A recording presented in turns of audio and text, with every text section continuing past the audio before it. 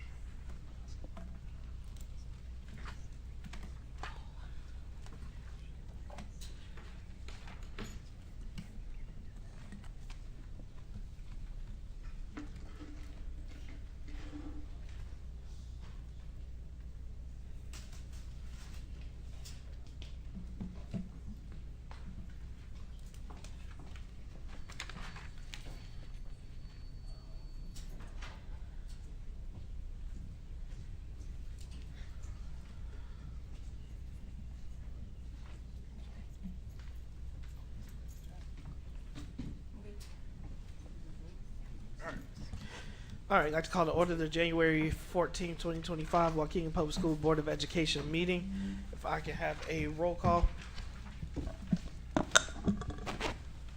Mr. McBride. Yes. Ms. Fabian. Present. Ms. Gonzalez. Here. Mr. Riddle. Present. Ms. Hannah. Yes. Ms. Lensing. Here. President Ewing. Here, we do have a quorum. All board members are present.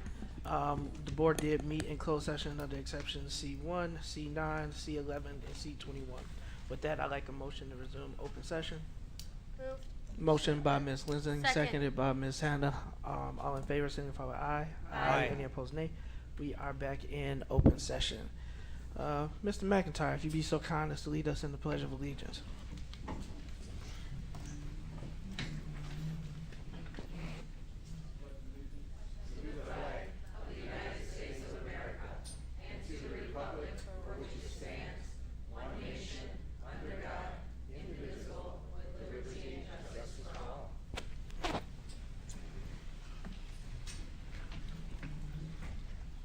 So my president's report is brief this evening. Happy New Year to you all. I am excited to be back. I hope you guys got some much needed rest and relaxation and time with loved ones. We have been back into the swing of things, and first semester is over. Our new semester has started, and we've already hit the ground running. There's tons of things that are happening in the district.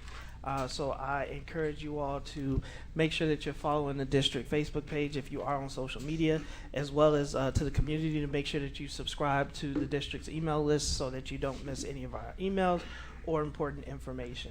To the Board of Education, same. I hope that you guys were able to spend some time with your families. I heard from Mr. McBride, he missed me. He said we didn't have a meeting, so he called me a couple times, and it was great to hear from him because we often have many meetings. And so I do thank you all for your service and your commitment to this board. We do have some individuals who are in their first term, and then we have other individuals who've served for decades. And so to each of you, I appreciate what you contribute and how you have really helped guide me as the board president and made me a better leader for the time that we've had together. So I look forward to this new year as new opportunities for our students. It's a new semester, so regardless of how they did last semester, it's an opportunity for a fresh start.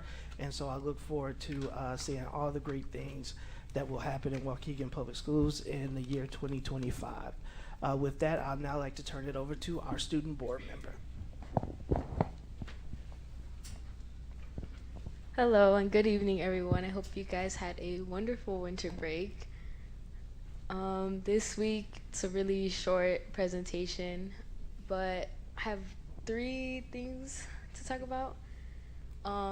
The first one is the Rising 9 event, Honors Orchestra, and the JROTC Spaghetti Benefit and Taco Dinner. So first, I would like to talk about the Rising 9 event. So basically what the Rising 9 event is, it's just like an event that all the 8th graders who are going to be incoming freshmen next year get to explore around, not around Brookside, but a few areas of Brookside, and they get to see what like things and what like classes they could sign up. Like they could sign up for AVID, JROTC, they could look at like upcoming sports that they have at school. They get to see counselors, and they could see other more like things there. Next slide, please. Oh, and also the location is at Brookside campus, and correct me if I'm wrong. The dates are the 16th and the 17th from 5:30 to 7, if I'm correct. Honors Orchestra, this is not something new that the orchestra has done this year, but me and a total selected of, I think, 30 kids were selected to go all day tomorrow to perform at this festival in Huntley, Illinois. And it's a pretty cool event. Like, honestly, your chances of like sitting with a Waukegan kid is like 1%. Like, it is like the best thing ever. Like, this is my second year going. So my first year, it was a little scary because it's just like, oh my gosh, you're sitting with so many kids from like Wakanda, Libertyville, Lake Forest, Waukegan, and I'm like, oh, there's so many kids. But honestly, it's like an amazing opportunity. And I feel like it's like something I wanted to share because like not everyone gets like selected for it. So I just think it's pretty cool. And my last topic is the JROTC benefit dinner. They are fundraising, the drill team is fundraising money for the OTT Bay wrestling tournament at Brookside. And they're also fundraising money to for equipment, supplies, and traveling expenses.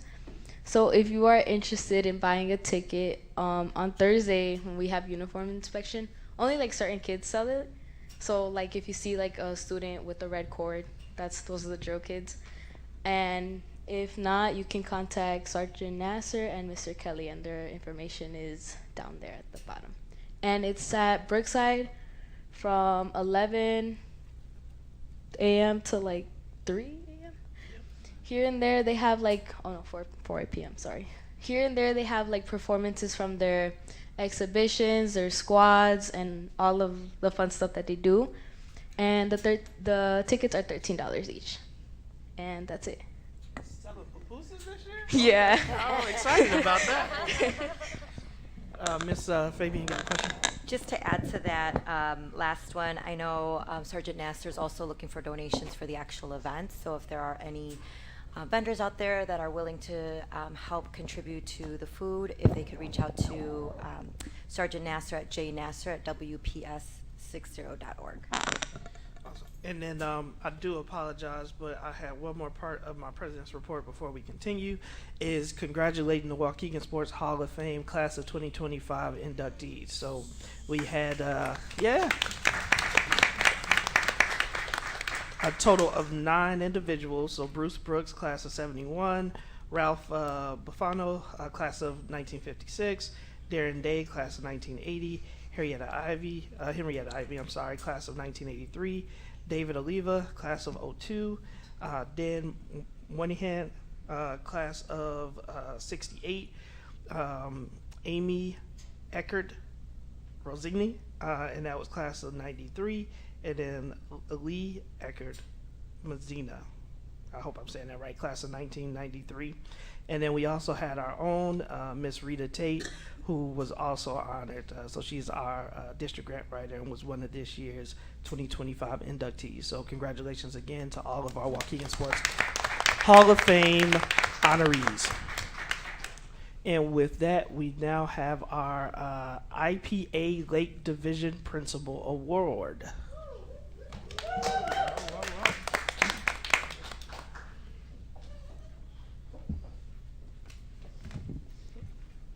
Good evening. I'm Dr. Lisa West, and I am the Region Director for Lake County. I want to thank you, along with my colleagues, Mrs. Tiffany Drake, our Equity Chair, and Dr. Erica Berger, our Awards Chair, for welcoming us here this evening. We are here to honor a very accomplished leader from your district.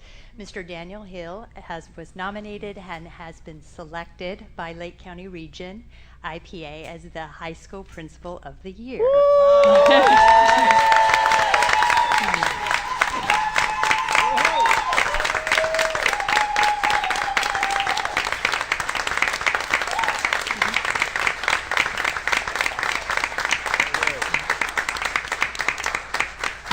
So Daniel, along with all of your colleagues here in District 60, we are extremely proud of you. I'm going to turn this over to my colleague, Dr. Berger, our awards chair, so she can walk you through what the process was and how Daniel was selected. So again, congratulations. Thank you, Dr. West. Tonight I'm proud to honor Daniel Hill. Through a rigorous process, Daniel was selected by the Lake Region Illinois Principals Association Board to receive the High School Principal of the Year Award. The Principal of the Year Award takes a deep dive into the candidate's professional history, their practice, their application of leadership, and how they shape an overall community. There are 5 questions that candidates need to answer to display their commitment to leadership. How have you evaluated and shaped your school's culture to foster emotional and physical well-being and safety? What have you done to promote equity for students and staff in your school? How do you involve students and staff in organizational decision-making and provide opportunities to empower them to be leaders? How are you leading learning and instruction in your school to ensure that students will succeed in a global society? And finally, as you reflect on data, how is your leadership impact student achievement? Candidates then needed to receive approval from their district superintendent and submit 3 letters of reference to highlight their connection to high-quality education. Daniel was quickly approved and highlighted how his commitment to the community has greatly impacted student performance, climate and culture, and collaborative practice. Daniel, on behalf of the Lake Region Illinois Principals Association, we thank you for your dedication and your superior leadership. Please come up and collect your award.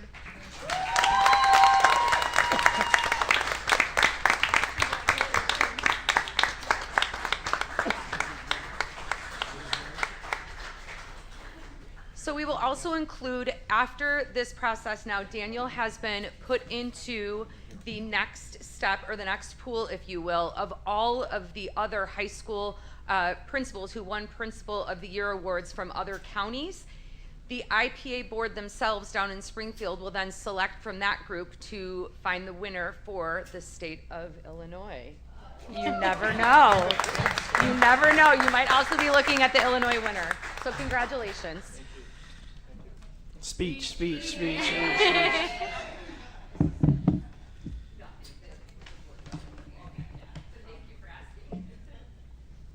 Well, since you asked. Oh, he came prepared. See, I was ready. So to the team, I told you, stay ready. You ain't got to get ready. Just first of all, I just wanted to express the fact that I am deeply honored by being the recipient of this award. With all the great principals that are here in Lake County, and I work with a number of them, I was honored to receive that phone call just saying that I had been nominated, and then selected for this award. So first and foremost, just thanking God, and then the staff member who originally nominated me, and then those that followed up with letters of recommendation. Thank you all.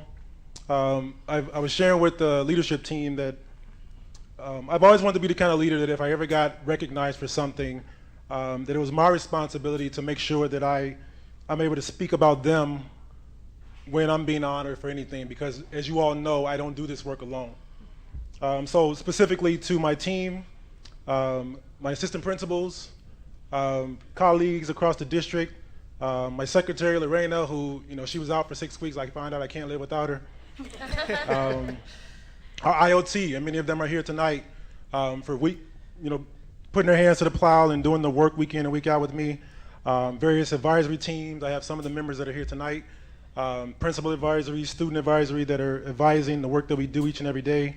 To my Brookside colleagues across the way, and also my leaders, central office staff, area superintendents, leaders from the past that I've learned from and helped to develop me throughout my way. I just want to thank you all for that opportunity. And I'd be remiss, there have been other community members, there are a group of pastors and churches that meet with us twice a month. They actually come to the school praying for us and the students. I want to thank them for their time and working with us throughout our transformation work. And I'd be remiss if I didn't mention my family. The hours and time that's spent being a high school principal can be a lot. So my wife was here in the front row. She's the cute one with the pink thing on her head. Two of my sons are here. One is at Mundelein playing basketball right now. And then my future, in 21 days, my daughter-in-law, who's also here. Thank you to all of them as well. And then finally, you know, the entire Waukegan High School staff. Waukegan High School has a long, rich history, and then the transformation work that we're doing. It's a long process, and a lot of work is going into that plan, and we know that we will get there. And I just want to thank all of you for allowing me to be your leader. And then finally, our district staff, Board of Education, for giving me the opportunity to even serve as principal of Waukegan High School. I just want to thank you all. Thank you.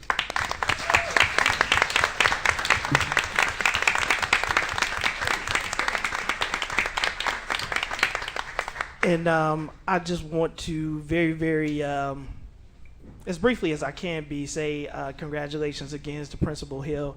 Principal Hill stepped into that principalship at a very difficult time. We had lost Dr. Terry, who was a very strong leader, and he passed away unexpectedly.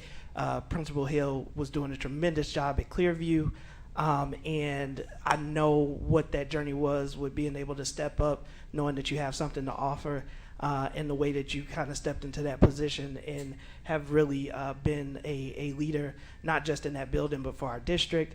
And to make them feel really old, 20 years ago, Principal Hill was, Mr. Hill, and he was a math teacher at Jack Benny Middle School. He was one of 2 African-American males who taught in that building. And so having that example and the representation of who you are and who you have been has been inspiring and inspirational to me. And so on behalf of the Waukegan Public School Board of Education, I just want to say thank you for your service to Waukegan Public Schools, and congratulations to this very well-deserved honor. All right.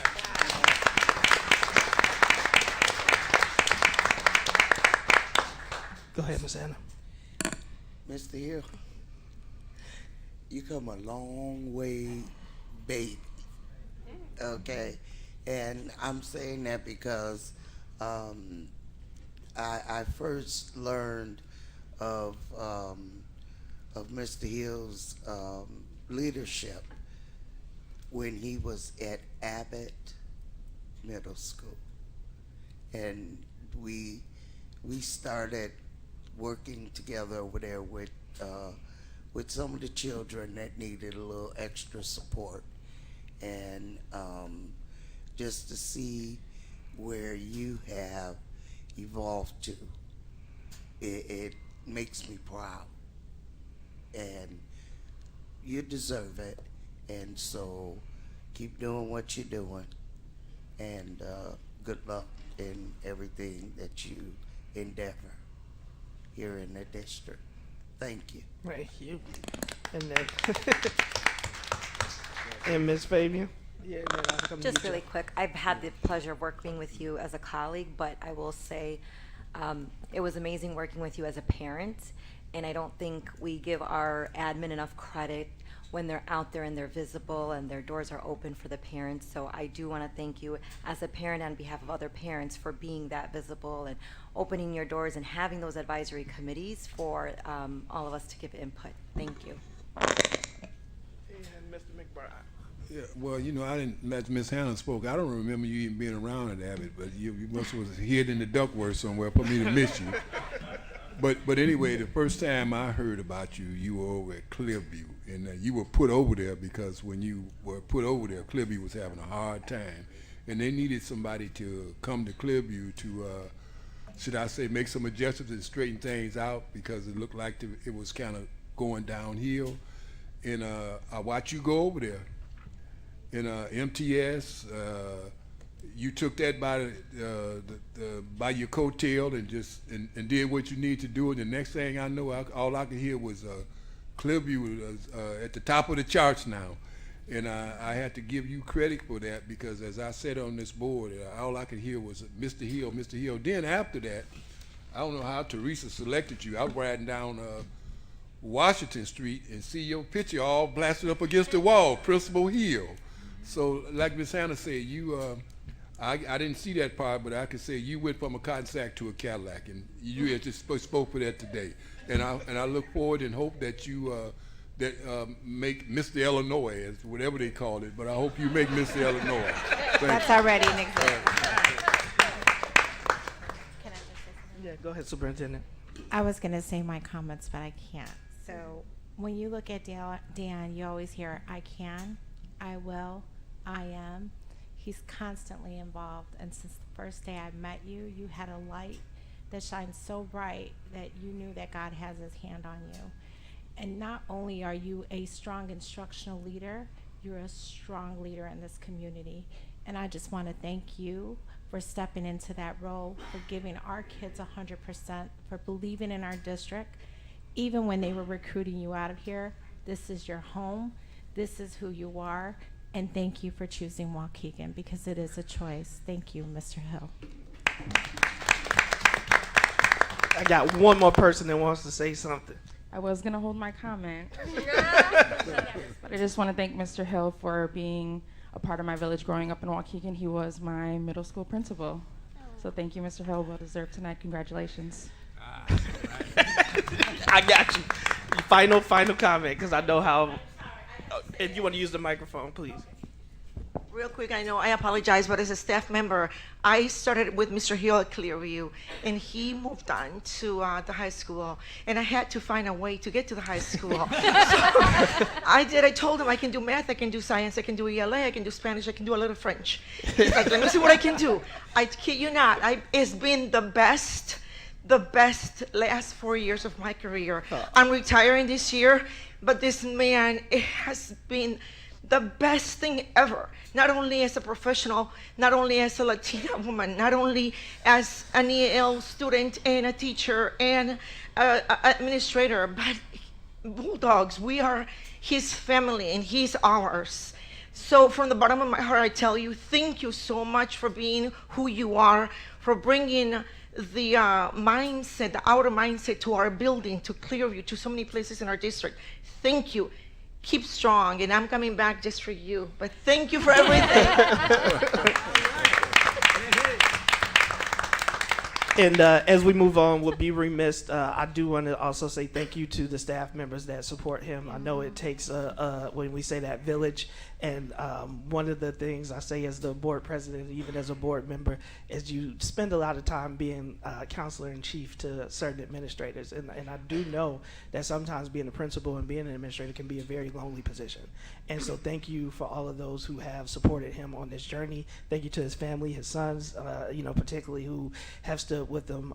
And it's not always sunshine and roses. Sometimes, it's not always accolades and nice things that people are saying. And so being there to support your dad, seeing how he rises above a lot of the noise and just continues to do the work. Thank you for having, to sacrifice him because there's certain times where he may not be at your basketball game because he's at the other students. So again, thank you to the family as well. So appreciate that. All right, and now we are at our approval of minutes. So we have item 8A, approval of the minutes for the open session meeting of November 12th, 2024. Motion to approve. Motion by Mr. Riddle, seconded by Mr. McBride. Any comments, questions, corrections to the minutes? I'm not sure on this one, Ms. Hannah. Oh, they gotta pull it up. Yeah, I have a copy in front of me. Please.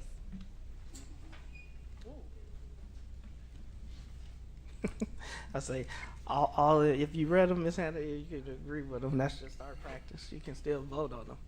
But all in favor signify with aye. Aye. Any opposed, nay.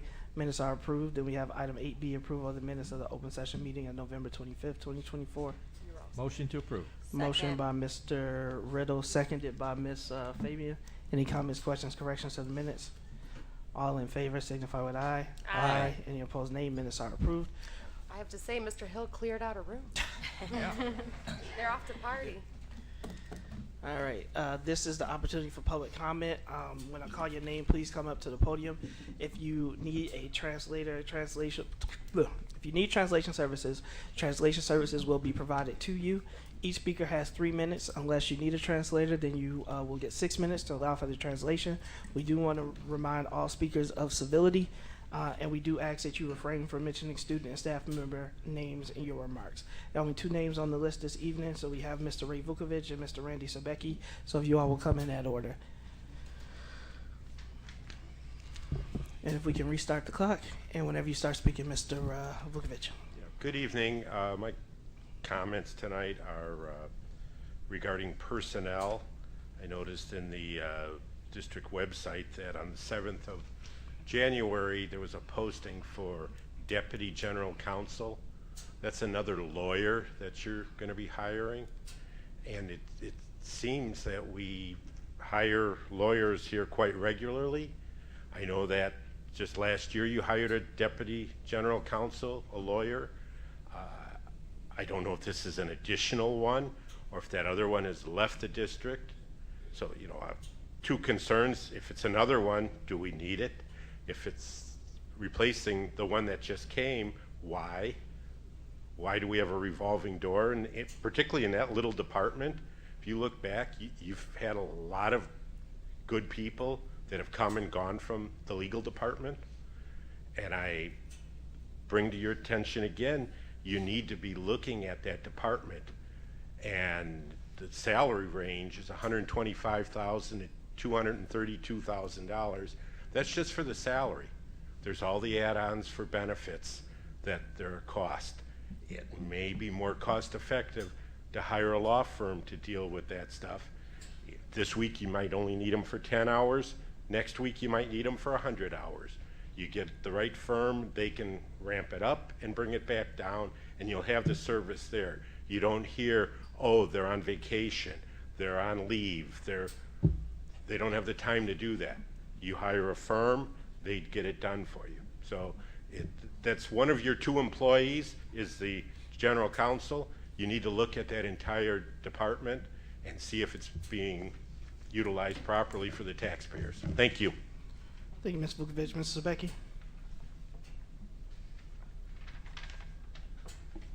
Hello. So I had said the same concerns about general counsel and the lawyers. It needs to be looked into. It seems to be like Mr. Vukovic just said, a revolving door. We have another one we just hired not too long ago, is also on that personnel, is leaving the district. So there's got to be something going on in that department. I can see one or two going on to a different job, better jobs, but when it's 4 or 5 and we keep losing them, there's something going on. My other comment is also deals with that department under the 18A, the FOIA report. How accurate are these reports? Because I looked at that report and there's 2 on there. I submitted a FOIA December 7th and I got a response. It's not on that report. So again, how is that missed and not on that report? And it was filed December 7th and I did get a response to that report. So if that's happening to me, how many other ones are not showing up on that report for the public to see? That's all I got tonight. Thanks. Thank you, Mrs. Zabecki, and thank you to both of our public commenters this evening. Next up, we have our consent agenda. These items are done to expedite the work of the board. Any board member can vote on any of the items separately. At this time, I have a request that actually came from administration to separate items 10A and 10B. But are there any other letters that any board member would like to have separated out? I do want to call attention to, are you going to ask to vote on that one separately? If so, I'll say my Just comments. item E. You want to separate it? Yeah. Okay, all right. So then what we'll do is item 10, C, D, F, G, H, I, and J. Do we have a motion? Motion to approve. Second. Motion by Mr. Riddle, seconded by Ms. Gonzalez. Item C, we got a motion and a second. Any comments or questions on the motion? Oh, I have a comment. I got a comment too. My comment just pertains to the layout of the information. It was very helpful to see the data to support renewal. This is something that I'm constantly asking along with other board members to see what's the justification, what's the validation, show us that it's working. So it was really nice to see that as a component within this so that there aren't too many questions around it. So I just wanted to give kudos to the team that put it together. I'm really appreciative of that. Yes, Hannah. Oh, are we on? I thought we were on A. No. No, I apologize. C, Nope, that's sorry. what's My brain. No, I we're just- rescind that. Go Well, ahead. you mean you move it to A?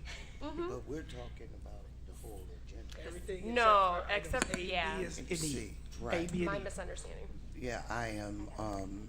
My comment is just that I'm glad that there was reconsideration in reference to multi-year contracts right now, and instead of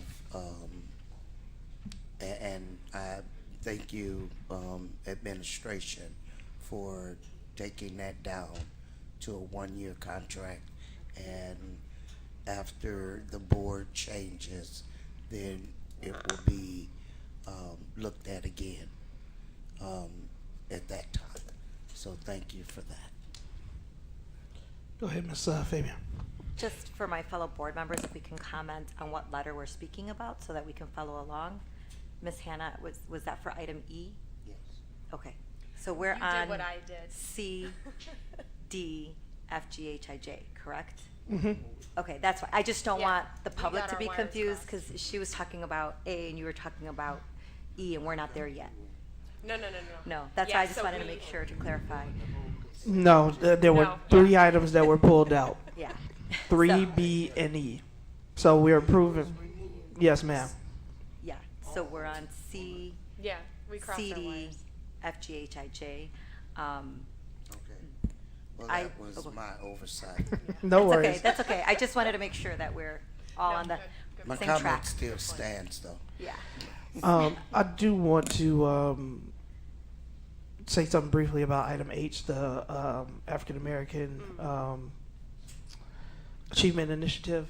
There were a lot of people who applied. I was not one. I don't think any board member was a part of the RFP process, but there were individuals who submitted applications, and I would encourage the superintendent to have staff or herself or someone meet with those other individuals just to make sure they had good programs, and if any of the other schools would benefit from the program, that the principals have that option if they have resources, and that's where they would like to dedicate them to help uplift that program, as we know it is a priority of the district. So I'm excited to see the individuals that are on this list.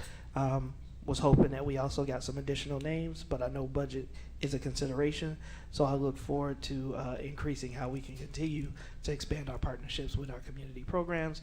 We hear all the time, we don't have the programs in Waukegan. Well, we got over 15 individual programs from Waukegan that submitted. So obviously they're here. We have to figure out a way to include them and to work with them. So as we look to bring in resources from outside of of Waukegan and Lake County, we also want to be able to grow the bench right here in Lake County and Waukegan. And if they don't get the opportunity, they'll never be able to grow their programs. But go ahead, Ms. Fabian, I see your hand. To piggyback off of that, yes, we did have a program where community nonprofits, agencies, faith-based organizations used to come together. So that might be something that you look into bringing back. It was our central partners group that met monthly, so that we could find ways to bring them in and partner. But I was going to comment on F for the conference. I see that it is late, and I did read the rationale as to why, but there's often inconsistencies when it's coming to this paperwork and when it's being put in. So I just want to make the comment that when we're onboarding people, that you have some sort of HR training on how these things are filled out or presented to the board, so that they're done in time and with accuracy. So we're not constantly having this issue. And even if it's just a quick HR half-day overview of here are all the places that you can find the information to do these things, but there really needs to be some kind of onboarding for our administration. Okay. I just want to piggyback off of what Brandon comments in reference to when you have indigenous people that come from the community itself. It's always been enlightened to me that when you have individuals know the kids, know their parents, it's always a plus, because number one, I can remember when I was in school, if Aunt Susie was over here, if Uncle Joe was over here, Uncle Joe's friend was over here, if I was going to do something that I had no business doing, my conscience told me I can't do that because I know that person. And I think that holds a lot of weight when you have individuals in the from the community, in the building, that know kids. Kids will respect them regardless how bad they are, just because of the fact they know that they're that they're their ancestors, and as a result of that, I bet not do that because so-and-so is looking at me. And I just want to piggyback about that what you said. And then we do have a lot of programs in this district, in our community, where I think that we could be taking and utilizing our dollars and bringing those individuals in. And to me, it's like bringing in ministers into the school in one sense. So I just want to just piggyback off what you were saying, and I don't want that to fall on the deaf ears from this board here. Thank you. Question. Go ahead, Ms. Hannah. Where'd the agenda go? Can we get the agenda back up, Mr. White? Which one? This one. Yeah. Okay. I have a couple questions in reference to this the grant awards. There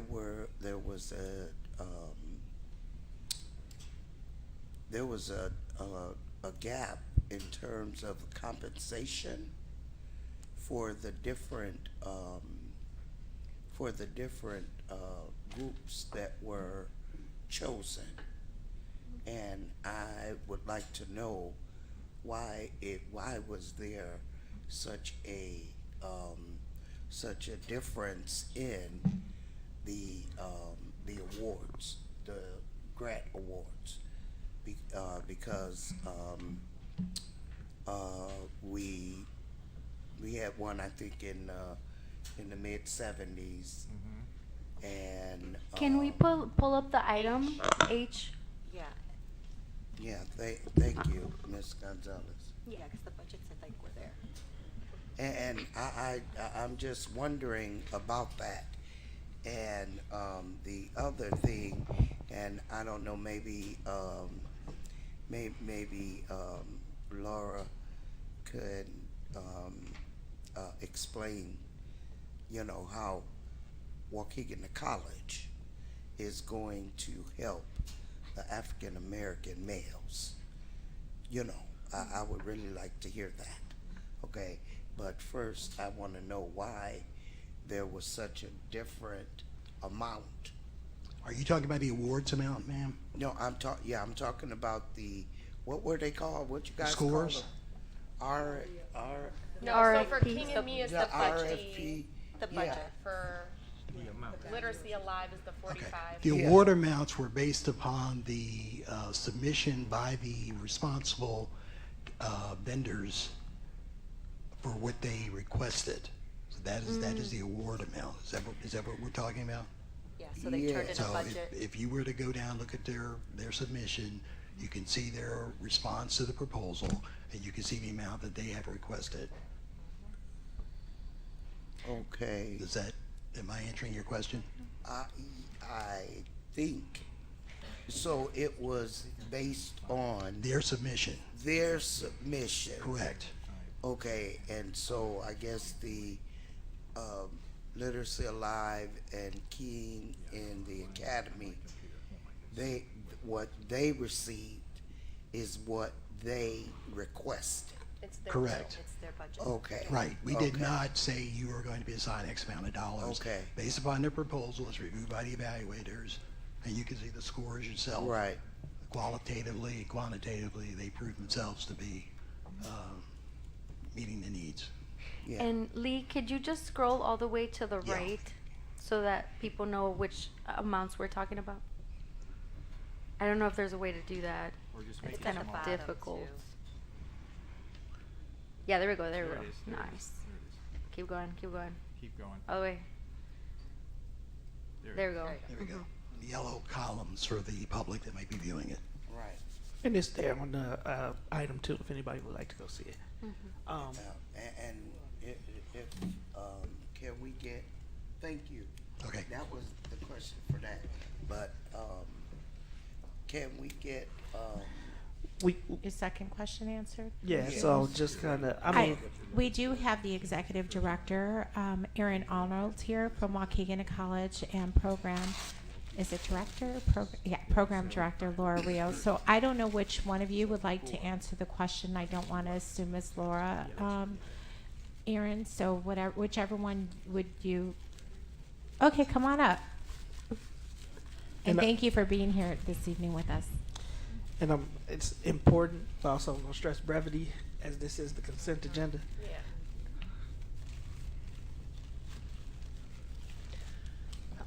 Thank you.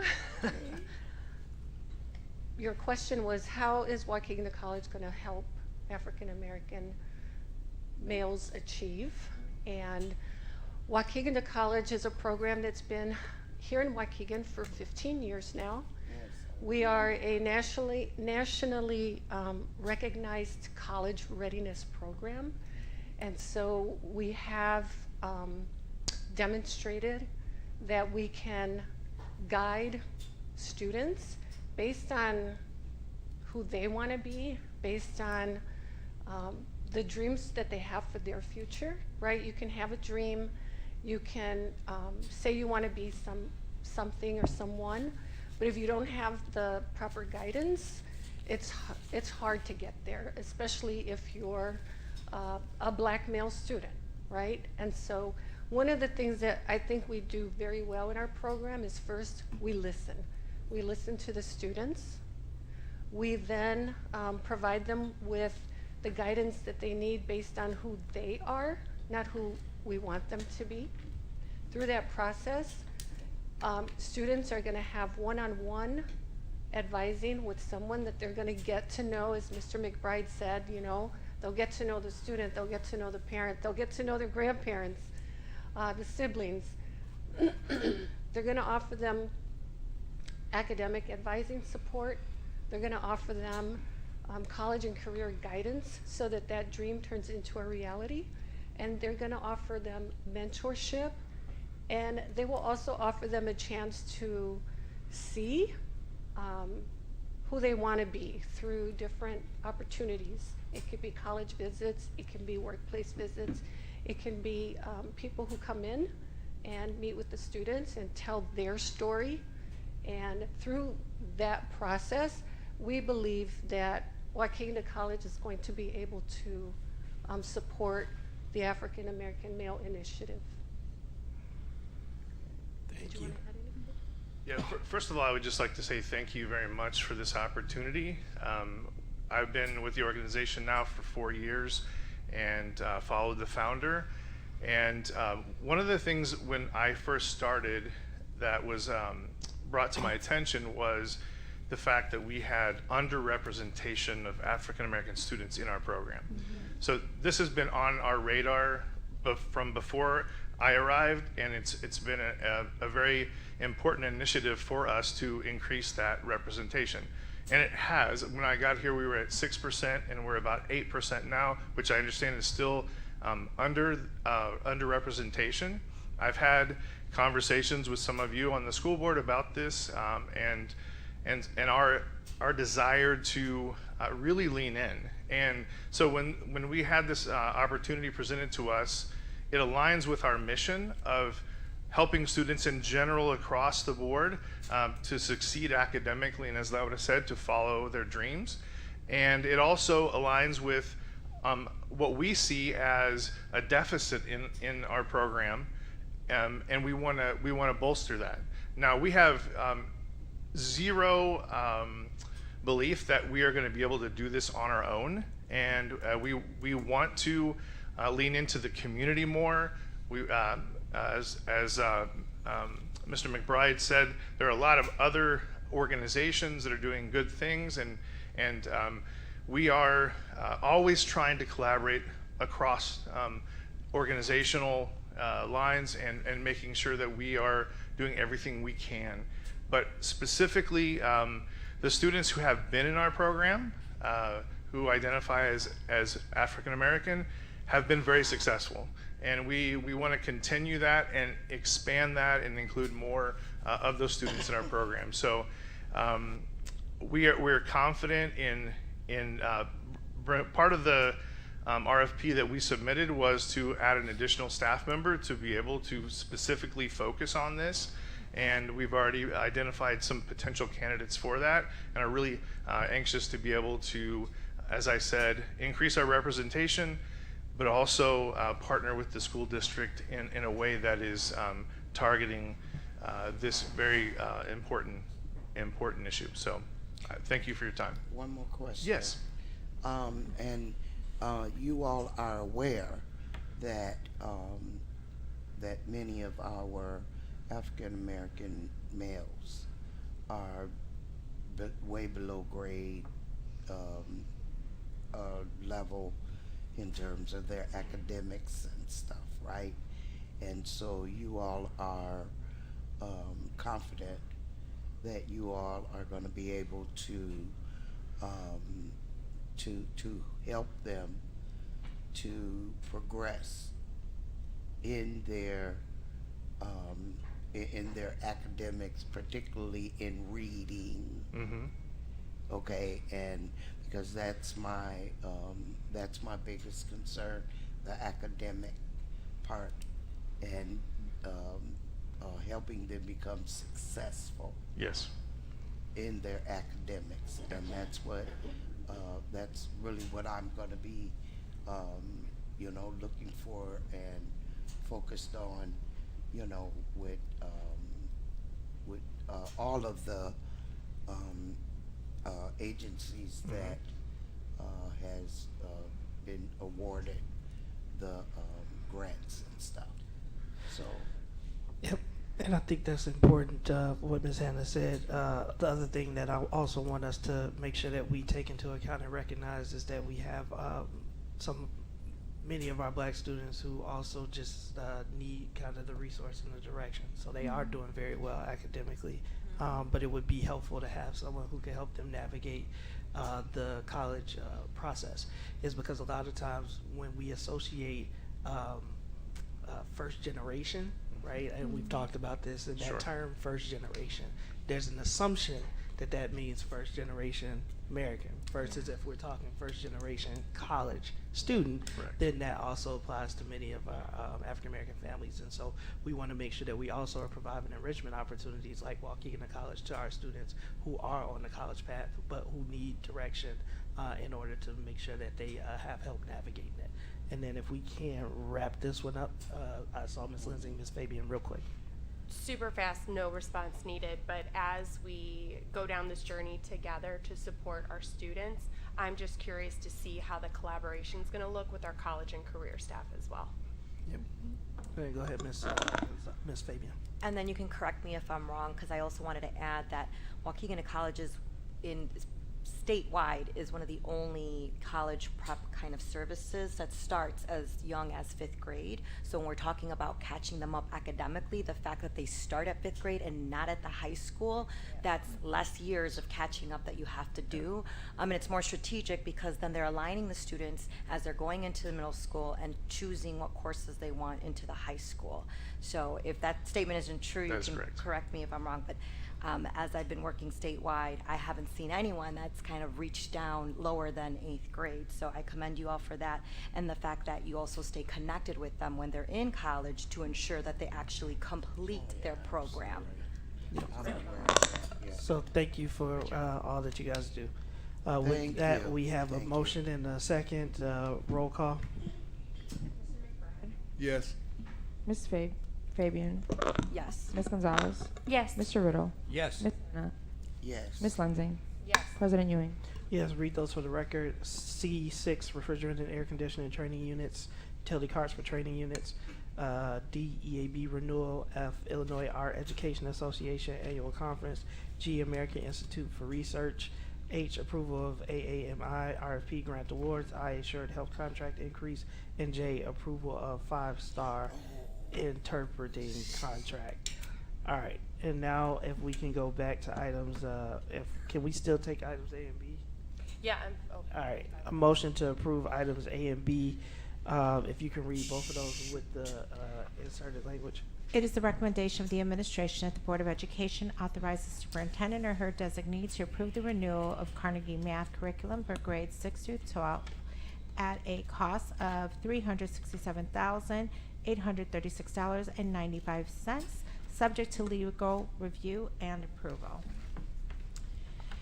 It is the recommendation of the administration that the Board of Education authorize the superintendent or her designee to approve the renewal of Carnegie on-site professional development for grades 6 through 12 in the amounts of $160,500, subject to legal review and approval.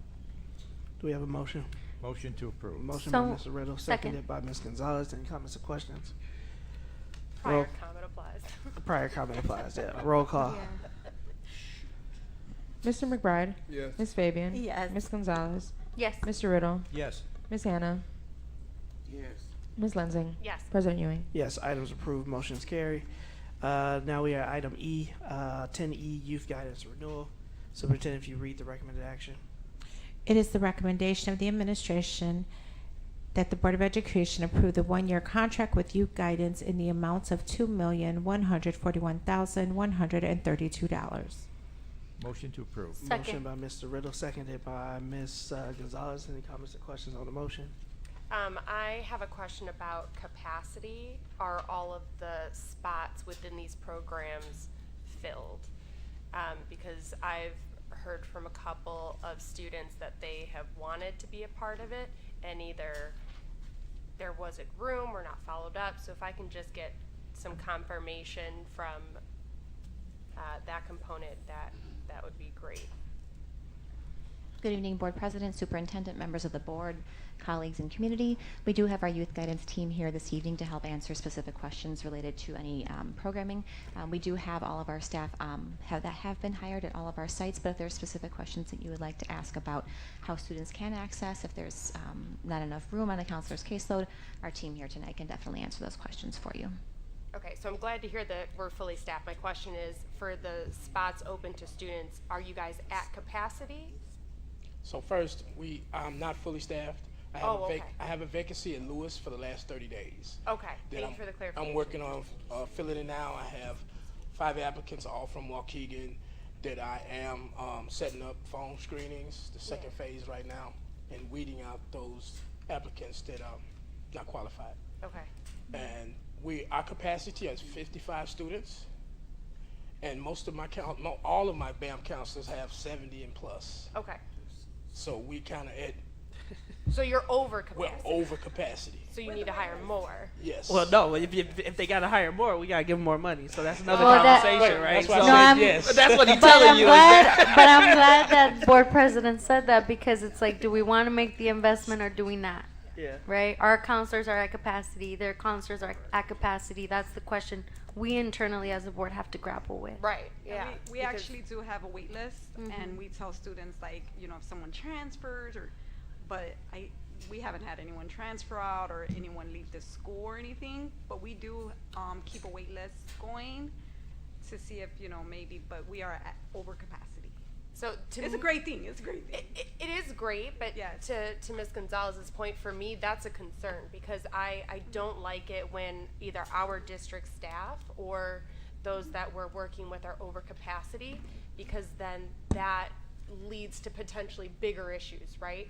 We want to make sure everybody is able to come and provide, whether they're a student or parent or a teacher or counselors, and be ready and have their own buckets filled. So I think that is something as a board that we need to look into, and maybe that's a different agenda item. We can approve this one as is, but that's a discussion I think we need to have. That's all I have. You can get whatever. What Ms. Polk say, you can do whatever you want as long as you pay for it. I understand that. No, I'm just laughing because that's the point. Is I want the board to know is that you do have to prioritize, and if mental health is something that we are prioritizing, then whether it be our internal staff or our external stakeholders, that is a financial cost that comes with that. So we have a first and a second, and the question, Ms. Hannah's question, stands. This will be a 1 year based on the feedback that the board gave, but not because of the program, just with the transition. Roll call. Mr. McBride? Yes. Ms. Fabian? Yes. Ms. Gonzalez? Yes. Mr. Riddle? Yes. Ms. Hannah? Yes. Ms. Lensing? Yes. President Ewing? Yes, item approved, motion carries. We are now at the operations consent agenda. We have item 11A and 11B. Any comments or questions? Or do we have a motion, I guess? I motion to approve the Second. recommendations. Motion to approve items A and B. Any comments or questions on the motion? I have just a comment on A. I see that they are asking for a waiver starting, they wanted to start back in November. They put in the waiver mid-December. Obviously, we haven't had any meetings. My question or my concern is the timeliness again, because should the board, for whatever reason, decide not to approve or to approve partially, and if they've been using our facilities, now they're left with that, balance due. Which creates the burden on our families, not so much on the entity, right? So again, going back to my last comment earlier, is having some kind of protocol that when people are asking in order to use our facilities, how are we guiding them to fill out this paperwork so that the paperwork comes in a timely fashion and not after the fact? And I echo what Ms. Fabian has shared. I personally was invested in making sure that this application came through because of that point. I think depending on how familiar you are with the paperwork and the system, you are able to present all the information that you need. I know our team is also at capacity, right? Our staff members are at capacity, but if there's a little bit of hand-holding that needs to happen, to have that be proactively done. And I'm also of the mentality, just being an administrative professional, that if we could calendar out as much as possible, knowing when soccer season is, when baseball season is, when, all of our students could benefit from off-season training. And if we already know not only the benefactors, the students that are involved, but also the coaches, to see if we can get a head start in their paperwork ahead of time. One question. Yes, Lindsay. Well, this is super fast, but one of my concerns is always like the insurance component, because if we haven't approved it, like I understand that, I know, the insurance is there and it's as of September 25th. I just want to make sure it's clear for the community that even if something were to have happened between when they started and now, there's still the insurance that they would have been covered under. So at least that's not a component of the concern. Go ahead, Ms. Anna. And well, my concern is, my concerns are the amount of waivers that we have been receiving. And this one is a large waiver, $13,000 worth. And I remember when we first came up with the process of renting our facilities and everything, and people work very hard to get the get the guidelines and the rubrics of nonprofit, profit, all of that. But it seems that we have been waiving more expenses for the organizations than what we are bringing in, and what the purpose of coming up with the process of renting our facilities. It seems ever since then we have been doing more waiving than anything of fees. And a couple asked, Superintendent, I'd like to really see the amount that we have waived up to this point, because even though What years, Ms. Yeah, this school year or 5 years? Well, I'm gonna say, I don't know. Just Le- pick a year. I want it to be clear when Well, you want to see it from. Right, well, maybe Mr. Moulton could help me, because, under his leadership, he was the one that, worked on the waiver process, the rental process. So, I don't wanna put, any large burden on gathering of information, because I know that could be, but I do want to see how much money we have waived for the use of our facilities, even after we approved the rental process and all of everything that goes along with it. Sure. Not burdensome at all, Ms. Hannah. Good evening, board members, staff, district, and community. So once we started to formalize this process, Ms. Hannah, we started bringing information to the board.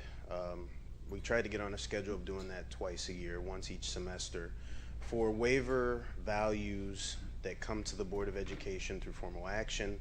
We also have our annual nonprofit fee waiver MOU with a list of nonprofits we bring on an annual basis. The expenditures for the value of those waivers are something that are not presented individually, so we can certainly collect that information. But for the others, bless you, for the others that we bring forward in formal action, we do consolidate those and bring forward the information to the board twice a year, and we'll be anticipating doing that no later than the February OSC meeting. Okay, and thank you, Mr. Moulton, for that. But you don't even have to separate anything. Okay, I just want a total amount of all of the waivers, whether they're individuals or what have you. I just want. And I want to be clear because they want to get the information 1 year, 2 years, 3 years. How many years? Yeah, what's the point? Ooh, 3 years. 3 years. 3 years for what? And that's what is dependent on when we approved the new waiver and rental process. That's been what, maybe 3-4 years? I want to say that's around the time. I mean, it's been in process. We Right. constantly refine it, but probably around the time of COVID. So what we'll plan to do with the concurrence of the superintendent, go back to the 2021-2022 school year. Okay.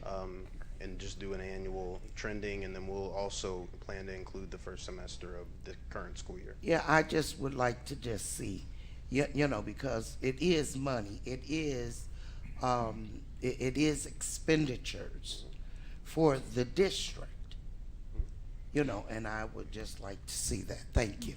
Go ahead, Ms. Fabian.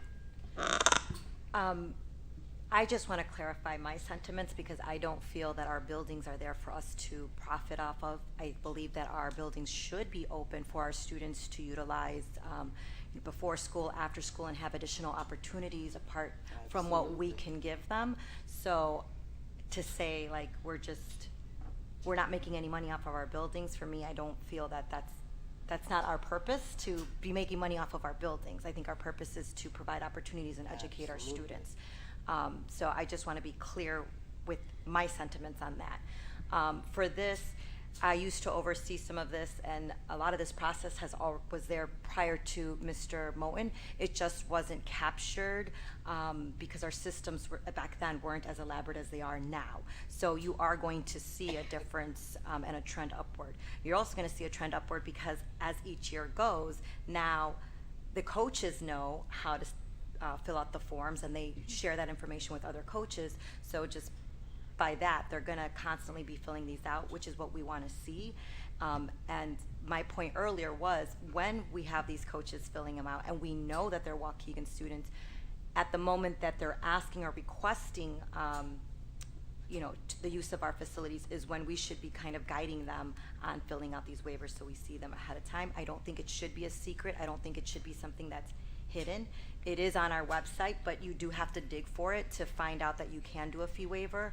So for me, I think it should be in our best interest, in our students' best interest, in our parents' best interest, that we are kind of guiding and hand-holding them and showing them the process on how to, within the guidelines, ask for that waiver if they are a Waukegan nonprofit serving our Waukegan students. I don't think it should be, again, something that's so difficult that we're hiding and holding back. Go ahead, Ms. Leslie. I just want to make sure we're all on the same page with the language. I think there may be some misuse of terms, so if my interpretation is wrong, please correct me, Ms. Hannah or Ms. Fabian. But I think when we're talking about the profit, we're not at a loss for waiving these fees, right? Because we have to pay for the staff, so it's not that we're gaining money, it's just that we're not losing money. Right. So I just want to make sure there's that clarification. I don't think the intent is to make money off of these organizations using our facilities. I think the hope is to lessen how much we're losing. But for me personally, I'm along the lines of we're essentially outsourcing student engagement. So that's all I have to say. And yes, thank you, Ms. Lindsay, for that. And it's not about profit. It's about our process. Because we put it in for a reason. And it appears that ever since we put it in, we've gotten more waivers than before. And so, and we do have to pay our staff. We do have to pay for our electricity. We do have to pay, you know, so, and no, I'm not talking about profiting. Yeah, I think let's move the conversation along. Mr. Riddle had a point, and then this is again still the consent agenda. Go ahead, Mr. Deputy Moat. I'm sorry, Mr. Riddle. Okay. I'd like to express my opinion on it. And I know that and I agree with Ms. Hannah, we're not trying to make a profit. This is a service that we provide to our children, to our parents. It's a valuable opportunity for our children to be involved after school. It's a part of school. It's seen as something that they can do. I guess I don't see I'm not sure what the reason would be to find out how much we've waived in the last 3 years. I would like to find out how much we've charged or how much we've made from organizations that actually pay us. That would be useful to understand. So like, for instance, the Lake County Community Concert Association. They do pay and use our facility. I know at times they've not been able to use the facility and have had to go elsewhere. And that organization is struggling to survive. In our community, they've been around for 50 or 60 years. But I would like to find out, rather than, I wonder if the board consensus would be to find out how much we've actually made in, for instance, just the last year on fees, rather than how much we've waived. Or maybe just find out how much we've waived for the past year and how much we've made. Why go back 3 years? Let's just look at last year, and then maybe we could evaluate as a board. Do we want? Maybe we could evaluate as a board and set a policy that, when a sports team comes to a school to, is it even necessary? If we tell them they have to have insurance, could that just be eliminated? Instead of bringing it to the board, could the principal just say, this is what you have to require, fill out this form, and yes, our building is available. I mean, why do we need to have them fill out all this stuff, all this paperwork about how much the fees are Because and we're stuff? the trustees, so if they don't have it, it falls on Oh, I'm not us. saying that we'd let them come and use the building without insurance. But if we are in charge of that, I personally feel we need to know that it's in place. Like That I it's don't being want to used. put that pressure on the principals to be responsible for that. I think that's a board level concern to make Well, sure right. it's in place because an we're financially responsible should Okay. they not have it, and we have to pay out All right. some sort of settlement. I guess what I'm basically concerned about is the fact the amount of time that we have spent, board meetings and board meetings talking about these fees and waiving them, and I'd like to find out how much we actually make first. And then you can put down in the past year how much we've waived, but how much we've made and who's paid us. Is it only Lake County Community Concert? Or I know the building's been used, the trap has been used for a couple other functions where it's been possibly we've been charging somebody who's actually paid us for that. I know we've waived fees too. So that would be more information to me, informational, and to bring that back to us and we can discuss this whole thing again. But it seems like we spend an awful lot of time talking about Board waiving President. fees and how much we're waiving. And when it's outside agencies coming in, like we had the people making a movie, you know, they're a for-profit. And certainly we want to charge on that. So I think we need to talk as a board, some guidelines, what we need, you know, when it's for children, we're just going to automatically. That's what. Can I? Go ahead, Ms. Gonzalez. Sorry, I don't think we're ever gonna have a consensus about the guidelines because when we've had those conversations, we've never really hashed them out. But we do have them, and they are a reference point. So I don't want to take away from that. But what I did want to say is maybe this conversation is about mindset. If we want to have last year's total waiving of fees and then what we've actually charged, I think we could use that as to our benefit for the district, right? We are providing X amount of dollars in service to the community, and these are all our partners that we've hosted. I think we could use it as a strength, but I think that this is a question of mindset and why, you know, and just thinking of the purpose. What can we gain from it? Reputation, because it's not always about the dollar amount. It's about how many students we impact. So maybe it's just a reframing of why we're asking for the numbers and not having the fees be waived be such a bad thing, because a lot of times the organizations, they're paying for the jerseys, they can't afford to pay the whole amount. That's why they're asking for the waiver. But to make that be clear, like this is in kind in kind donation. That goes Yeah. back to our Wait. I don't. I only because it's already 8:23 and we were talking in a circle at this point. The question in the consent agenda is on the approval facility rental waiver request for the Nike Soccer League. I motion to approve. We already had a motion in a second. And so roll call. President Ewing, I have a motion by Ms. Gonzalez, not a second. Second. Thank you. Okay. Mr. McBride? Yes. Ms. Fabian? Yes. Ms. Gonzalez? Yes. Mr. Riddle? Yes. Ms. Hannah?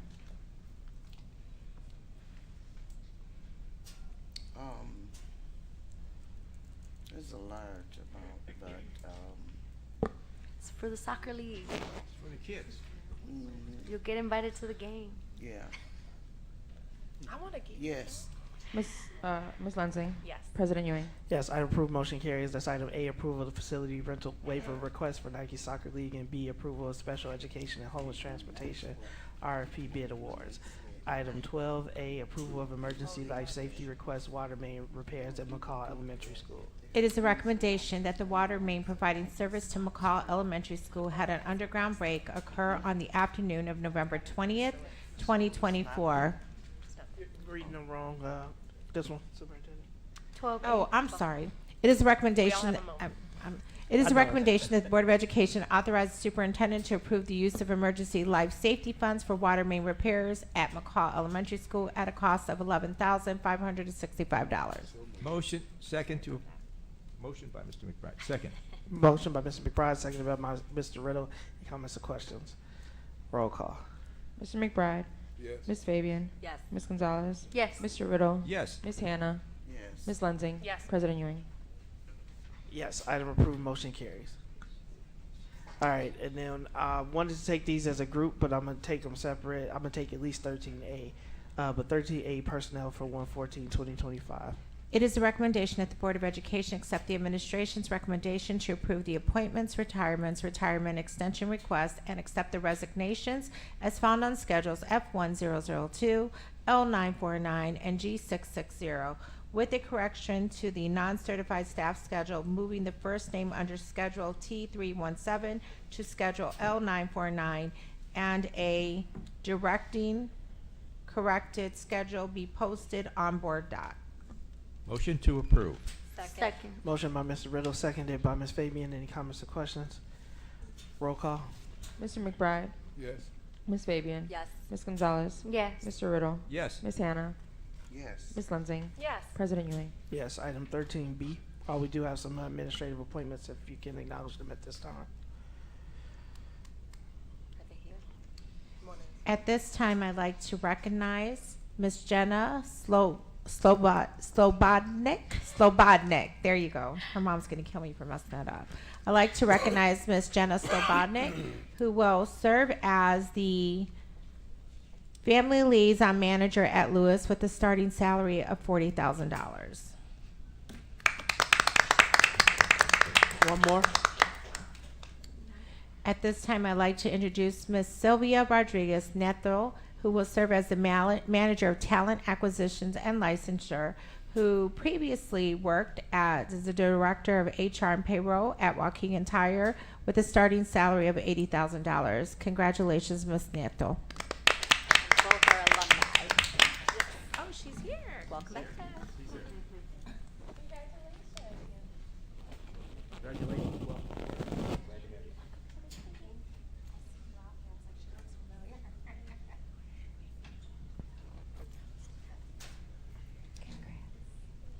All right, if we can get the screen back up.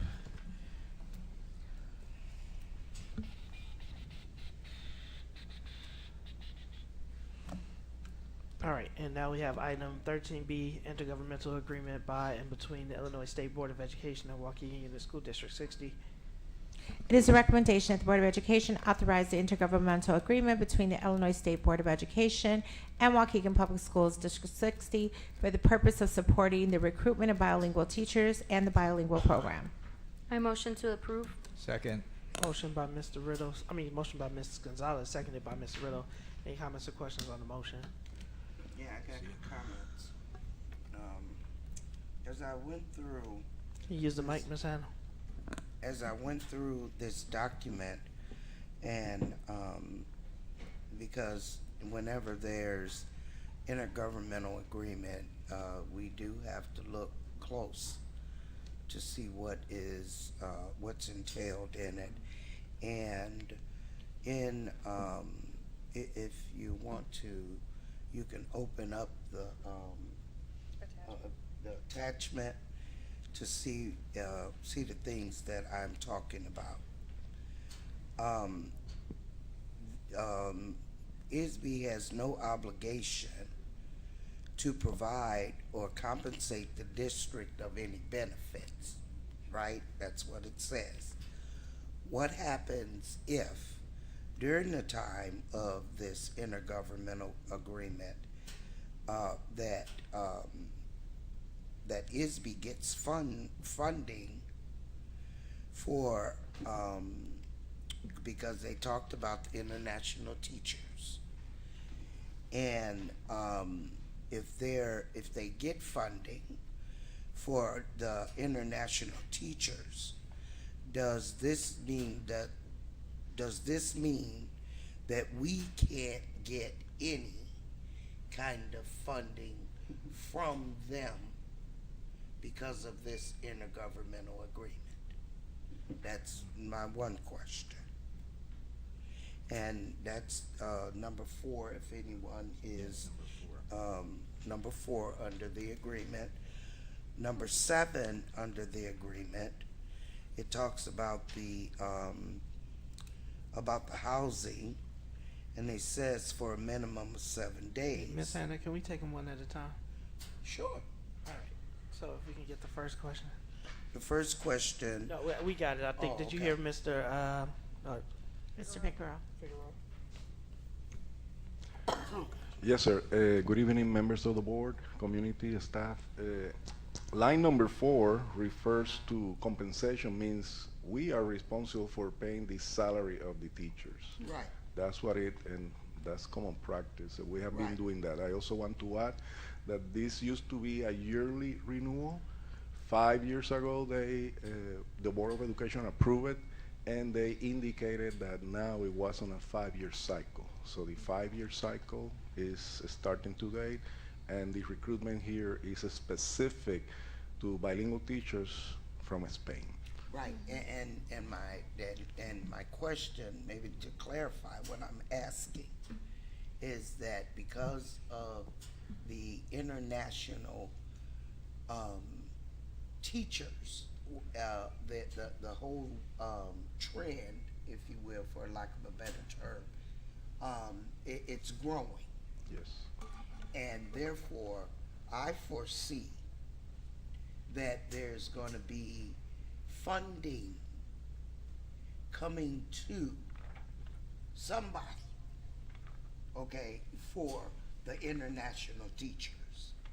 And my question is, if we approve the intergovernmental agreement as it is written, is that going to stop us from getting funds to help us from ISB?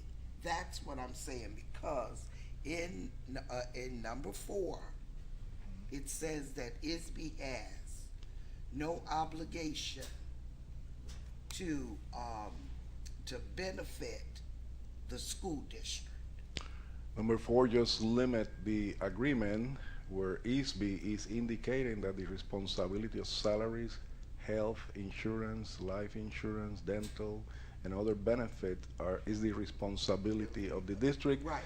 There is no language there that excludes any participation from Waukegan Public School under any participation in a grant that ISB might provide to districts in Illinois. I can only say that Waukegan is a very important partner with ISB in the hiring and recruitment of teachers from Spain.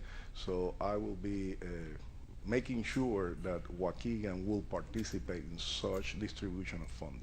Right, because so you understand what Yes, I'm ma'am. asking, right? Yes, ma'am. Yeah, okay, that answers that question. My second question goes to number 7. About the my question that I wrote as I was looking at this, where are the funds coming from for housing? And it says for a minimum of 7 days, but just living here in Waukegan, okay, it usually takes much longer, okay, for people to find affordable housing. And so how will that impact that, not the 7-day minimum. Well, yeah, the 7-day minimum that the district will be expending those funds for the housing. What happens then? Well, first I would like to say that the ISB is adopting that language from Waukegan practice. It used to be that was not part of any agreement, but they realized that Waukegan, by the feedback that the teachers were providing to ISB from Waukegan and other school districts, that this was very important to assist them in the transition from the international setting to the local setting. So in that sense, when it says housing, I want to define housing as temporary 7 days lodging so they can put their feet here. Normally, international teachers, they're not hired from one day to another.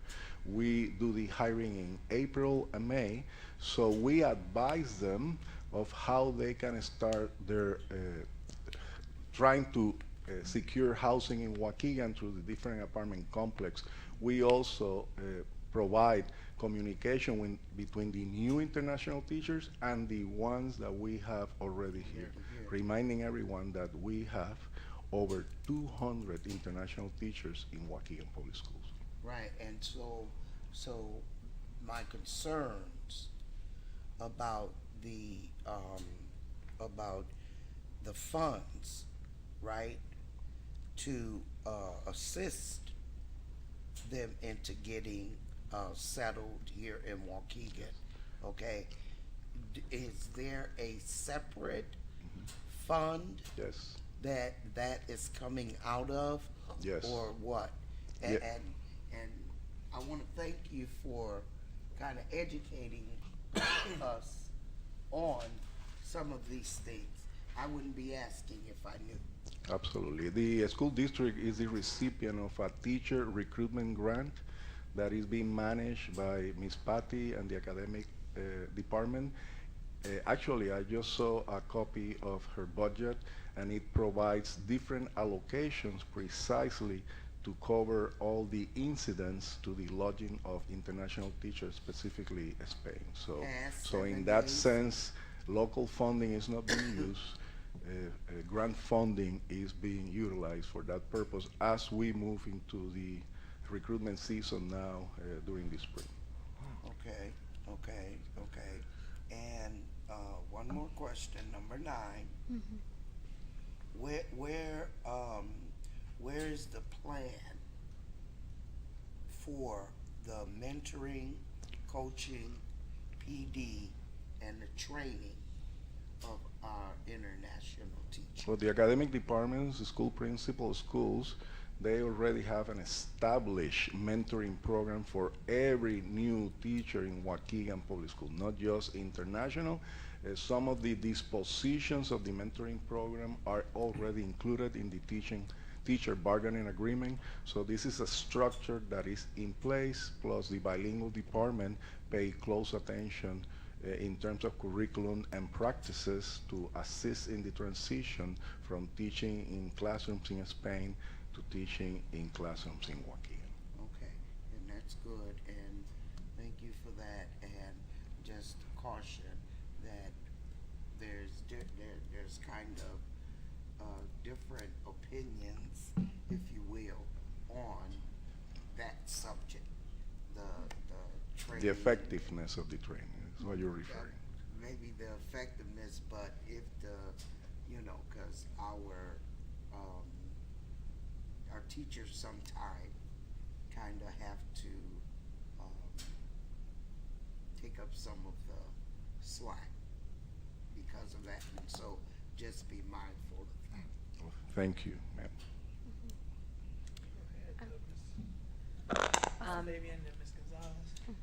Just real quick, because this is with ISB and I know who's signing off on it, I'm going to choose to pass.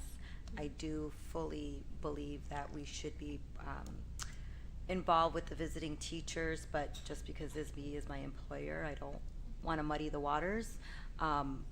But personally, again, I do believe we should be looking at all of these different recruitment efforts, and we've seen that we've been able to do them successfully, so thank you. Thank you. Yes. Thank you for that, Ms. Fabian. My question is, because of what you had been saying, Mr. Figueroa, this only applies to the recruitment efforts in Spain? Because ISB is limiting their recruitment support to Spain. I have been answering that question for some years. Why Spain and not Mexico? Right. Well, ISB is not recruiting or assisting with the recruiting in Mexico for whatever reasons. So yes, it's limited to Spain. This doesn't include other international teachers. Okay, wait. The reason I say that is because it doesn't count Puerto Rico? Or would No, they already? Puerto Rico is not international. Right. So it's overseas but not international. Okay, and then the last thing is because our efforts with the Consulate of Mexico are within the district, right? Without the support of ISB? ISB doesn't have a program for I want recruitment to correct in that. Mexico. They have started. So it's not just Spain. They have started recruiting in Poland, Morocco, Mexico, Philippines. So ISB has expanded. So I would reach out to Joanne Clyde, who is that director, and she could tell you what the principal consultant is that's working on the visiting teachers. But that is a program that they've been expanding. Again, it's because it has to do with that governmental agreement and looking at their teacher prep practices, especially in Mexico. A teacher prep practice generally is not as long as what we have here in Illinois, and the coursework is not as extensive as what we have here in Illinois. So it's also looking at how teachers are prepared in the other countries to see if that equates to how we prepare teachers here in Illinois to give them that teaching certification. So in the future, there's a potential to have more agreements like this for different countries. Okay. Ms. Lindsay and then Mr. Riddle, and then I am going to ask that we move on. Go ahead. I'm glad you brought that up, Ms. Gonzalez, because that was on my mind as well. Because we have a lot of migrant students from South America. And so if we are constantly talking to, we want representation, we want our students to see themselves in their teachers, then I'm hoping either on the ISB front or within the district front that we can start looking at some of the countries that our students are actually coming from. Just because Spanish is going to be different, right? The cultural expectations are going to be slightly different no matter where they're coming from. And I don't know what it looks like if it's a matter of certifications and it's not quite up to par. Is it something that either we could look at as they start as paraprofessionals and continue to build on their education to become certified teachers here in the district? So I just want us to start thinking outside of the box so that we can start going down that road. The other comment I had, I think some of the confusion around this is the way it's presented on board docs. It seems like it's a brand new thing, but it's a renewal, right? It's a renewal right. of So 5 I would, years. the feedback I'm giving is just that in the subject line, maybe in parentheses, identify that it's a renewal. So then people that are just joining these meetings, either at home or in person, they're not shocked like, oh, it's a brand new thing. They can see, no, this has been something we've been doing over and over again. That's just feedback I have. Thank you, ma'am. Mr. Riddle? Yeah, just to clarify, Mr. Figueroa, and thank you.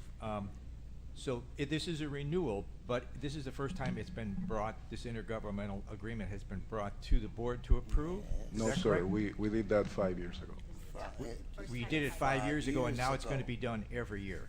No, every 5 years. Every it 5 used years. to We're just be on every this is year. restarting the cycle. Oh, we're restarting a 5-year cycle. Starting the cycle, Okay, and renewing the cycle. renewing a cycle, and does this not, I believe I just wanted to clarify, did this not apply to our Philippine teachers right now? No, because we're not doing recruitment through ISB for We're the not. Philippines. We're doing that ourselves. We're doing Okay. that Okay. other ways. Okay, thank you, sir. Thank you. I Just support tell that. me. I'm very curious on that process, though. Well, if we can come back and maybe Yeah, we'll do come an back to that. update. It's not Yeah, tonight. yeah. Fair point, Ms. President. Fabian, final point. And then just again to put the plug out there again, if you go to becomeateacher.com, it does help you, anybody who's looking into getting into education, it does help them navigate, and that is also translated into Spanish for that very reason. So those that are in other countries, Central, South America, can start looking at what that process looks like, because it is a matter of ensuring that they do have their certificates prior to them coming to the country, right? They're not gonna, they're not gonna come in if they don't have that job opportunity. Same thing if parents are already here that have those degrees, again, there's a way for them to look at those avenues, submitting their documentation and either seeing if they can qualify as a short-term para, as a regular para cert, or a substitute teacher, but it does depend on their transcripts and education. And I think, thank you for that plug. My final comments on this topic relate to something that it took me 3 votes to get cameras in here, and I kind of regret that decision, but it did take 3 votes. And one of the things I've been talking about since I got on the board is a stipend for recruitment. I think that you would solve a lot of this and erase some of the divisions that you have, is because yes, it may not be as expensive to move to Waukegan from Spain, but it is just as expensive to move from, but it's difficult to move from Tennessee, to move from Atlanta, where we go and we do recruiting at HBCUs and some of our other states. And so to be able to say that I'm going to give you 7 days of lodging for individuals that are moving from states, anybody that chooses to sign a lease in Waukegan, I think it'll be a powerful tool for you to recruit with. I think it'll eliminate some of the back and forth, and I think that I would hope that we can get all of our teachers to understand the importance of making sure that we fill our vacancies. And so I would encourage, if we aren't able to do it in this term, that the future board look at that, is because I know there's the grant that's for teacher vacancies. I know some school districts are using it as a way to have a stipend. I even had a school district that when kids graduated, they got a golden ticket, and the golden ticket guaranteed them an interview and a $5,000 sign-on bonus after they graduated. So didn't guarantee them a job, but it did guarantee them an interview. And if they were hired, they received a $5,000 bonus as a grow your own type of initiative. So on graduation day, every kid got a golden ticket, and any kid that came back was able to get that. Yep. And so it encouraged them to come back and apply in the same district that they had graduated from. So those are efforts that I know Mr. Figueroa said whatever money you're willing to give him in order to help with recruitment, he'll take. So, but I do, never mind. I'm not gonna say it on the microphone, but you know my word. So I do appreciate the efforts. Roll call. Thank you. Mr. McBride. Yes. Ms. Fabian. Yes. Ms. Gonzalez. Yes. Mr. Riddle. Yes, Ms. and I like Hannah. the board president's idea. Ms. Lensing. Yes. President Ewing. Yes, item approved, motion carries. Item 13C, attendance at the National School Board Association 2025 Annual Conference and Exposition. If you read the recommended action. It is the recommendation that the Board of Education approve the attendance of Board Member Jeff McBride at the National School Board Association 2025 Annual Conference and Exposition in Atlanta from April 4th to April 6th, 2025, at an estimated cost of $2,500, which includes registration, lodging, airfare, and per diem.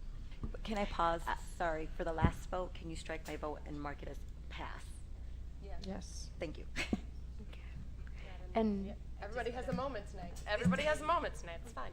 So do we have a motion? Motion. Second. Motion by Ms. Lindsay, seconded by Ms. Fabian. Any comments or questions on the motion? I have a comment. Go ahead, Ms. Gonzalez. I will be declining out of my personal policy for board members not to go to conferences outside of the Triple I conference. Nothing against you, Mr. McBride, but I've been doing it for everybody, so that's how I'm gonna vote. Thank you. All right. Roll call. Mr. McBride. Yes. Ms. Fabian. Yes. Ms. Gonzalez. Respectfully, no. Mr. Riddle. Yes. Ms. Hannah. Yes. Ms. Lensing. Yes. President Ewing. Yes, I approve. Motion carries. We are now at financial reports, ratification of the first processing of January 2025 board bills, manual check request payments, and Old National Bank insurance payments for the period of December 4th, 2024 through January 7th, 2025. It is a recommendation of the administration that the Board of Education ratify the 1st January 2025 processing of board bills, manual check request payments, and Old National Bank insurance payments for the period of December 4th, 2024 through January 7th, 2025. The accounts payable board payments for the period of December 4th, 2024 through January 7th, 2025 total $3,871,588.51. The manual check request payments for the period of December 4th, 2024 through January 7th, 2024 totals $4,669,614.94. The National Bank insurance payment for the period of December 4th, 2024 through January 7th, 2025 total $2,600,356.75. Motion to approve. Motion by Mr. Riddle. Second. Second by Ms. Fabian. Any comments or questions? Roll call. You know, Oh, go ahead, Ms. Hannah. yeah, I am bringing this up now because we're talking about the finances, and as I was briefly looking through the annual financial report, what I'm looking for, and I may have found it, but it doesn't, I'm not sure, is the amount of expenditures that we pay, that our district pays out of our revenues for all of the private schools in Waukegan, Learn Charter School, all of them. Okay, I've yet to be able to find that amount of how much we are expending for that.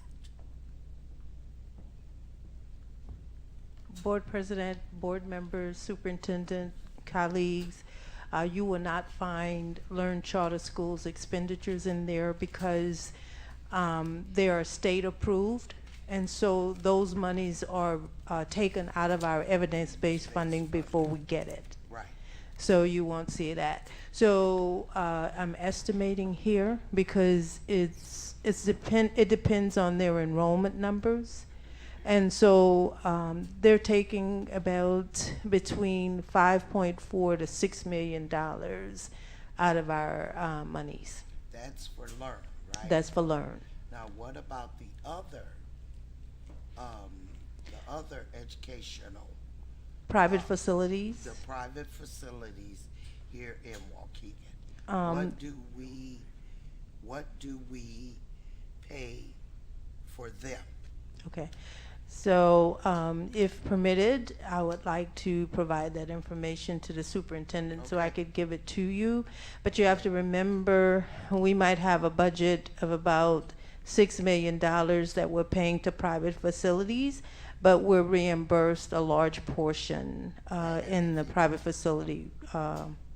And that private facility is now, I believe, a part of our evidence-based funding. So we're getting a lot of that back. Okay, So I could certainly provide that information to the superintendent who can give it to the Board of Education, but you have to keep that in mind. Right, but if you could make a footnote or something to signify that or clarify that. Yes. Yes, thank you. Thank you. Roll call. Mr. McBride. Ms. Fabian. Yes. Ms. Gonzalez. Yes. Mr. Riddle. Yes. Ms. Hannah. Pass. Ms. Lensing. Pass. President Ewing. Yes, item approved, motion carries. All right, we are now at committee reports. I'm gonna ask that these be held. It's already 8:52. I need to give one delegate's report. Go ahead, Ms. Hannah. Okay, I'm proud. There were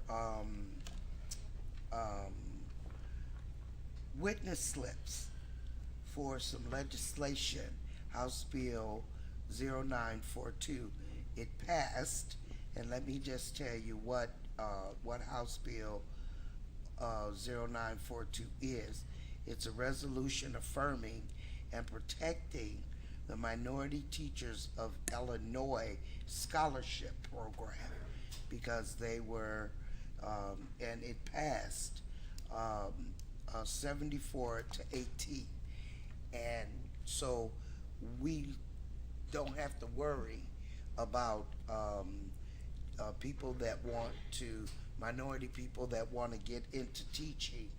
They still have the opportunity to get those scholarships and so forth from the state, because the legislation was passed.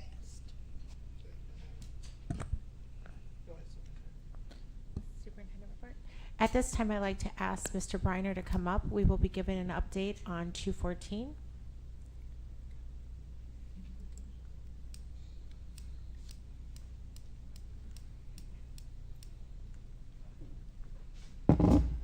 Sorry.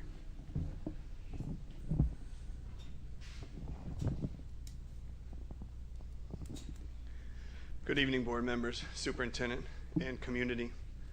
I'll present to you the transformation information, or transition, not transformation, transition information for 214 regarding the following areas. Lee, can you go to the next slide, please? The department relocation and the timeline of the information that we'll be giving out.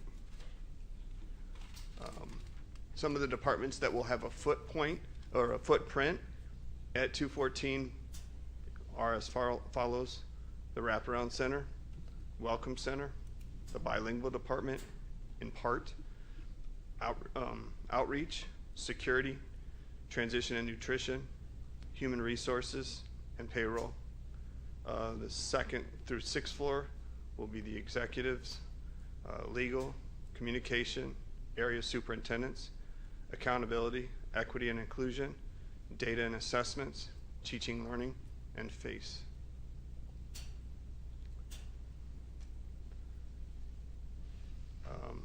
Our first board meeting is projected to be March 11th, 2025. The departments will move starting in spring break and conclude in July, hopefully sooner than that, but that's the timeline. We will have full custodian and courtesy officers will be in place March 1st. We will moves will be done in a way to maintain daily district operations and services. And we will also have extended hours including nights and weekends, that will provide departments the needed assistance when the move comes about. That's all the information I have for you at this time. I do know that the board has taken a tour previously of 214. We will be offering that once again prior to any staff moving in. We did have some new windows. So prior to that first board meeting in March, I'm thinking within the next 2 to 3 weeks, we will be taking the board once again through there. So Mr. Alazakis will be sending something out to the board so that you can pick dates and time that work for you, and then we will give you a personal tour. And as the board knows, the Wraparound Center is open in the lower level and is seeing clientele as we speak. Did I catch that right, that our first board meeting would be in March 11th? That's the projection. That is correct. So otherwise, basically what I'm hearing is instead of us dining here, we will be dining down there on March 11th? Yes, sir, that is the projected date. Okay. We just want to make sure all the IT, everything else is working. We have been testing. The facility is ready. I think there was 1 or 2 things that they were putting in that may look very different than you've seen last time that you will see. But we are in anticipation that that March 11th board meeting will be the first board meeting in the new facility. What's the capacity of that room compared to this one? Do we know? Mr. Briner? It'll be about the exact same size, depending on how you lay it out. It's been somewhat occupied by equipment, so we haven't really laid it out. That equipment has since gone and been moved, so there'll be the point in time soon that we'll lay that all out, but it's similar to this one as we have. I do know that when we were going through the planning phases, one of the things that we did work with the architect is that we did not want a smaller space. The space needed to be at this size or even larger capacity. Right. Okay. Thank you. Okay, and I don't know if it's you or I don't mean to I'll say try. you, Mr. Briner, Yes, ma'am. excuse me, or the superintendent, but can we get with everything being done, right? Everything's done, right? So, At 214. So there are some finishing touches they're putting in. So I will tell you, there's going to be a lot of student work, pictures on the walls. All that has not been placed. So prior to that March 11th meeting, that's what we're working on now. There's also been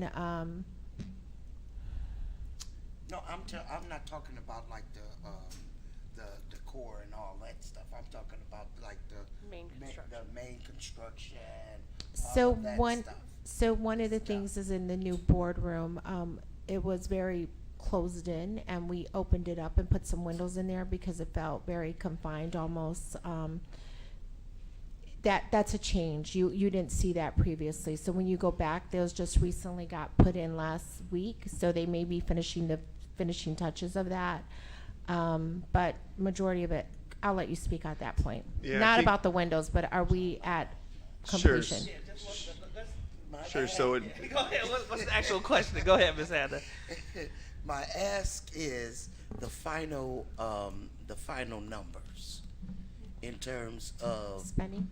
yes, what the 214 cost us. Yes, ma'am. Overall. We will get that to the board. All right, thank you. One other question. From what I've seen, there's quite a few officers that's transitioning down there. Now, my question is, I think which may have been discussed, some ideas as opposed to when these officers are unoccupied. I don't want to wait till the last minute to have some of that discussion. What we're going to do once they leave with the building here. I mean, just think about that because I don't want that to be prolonged.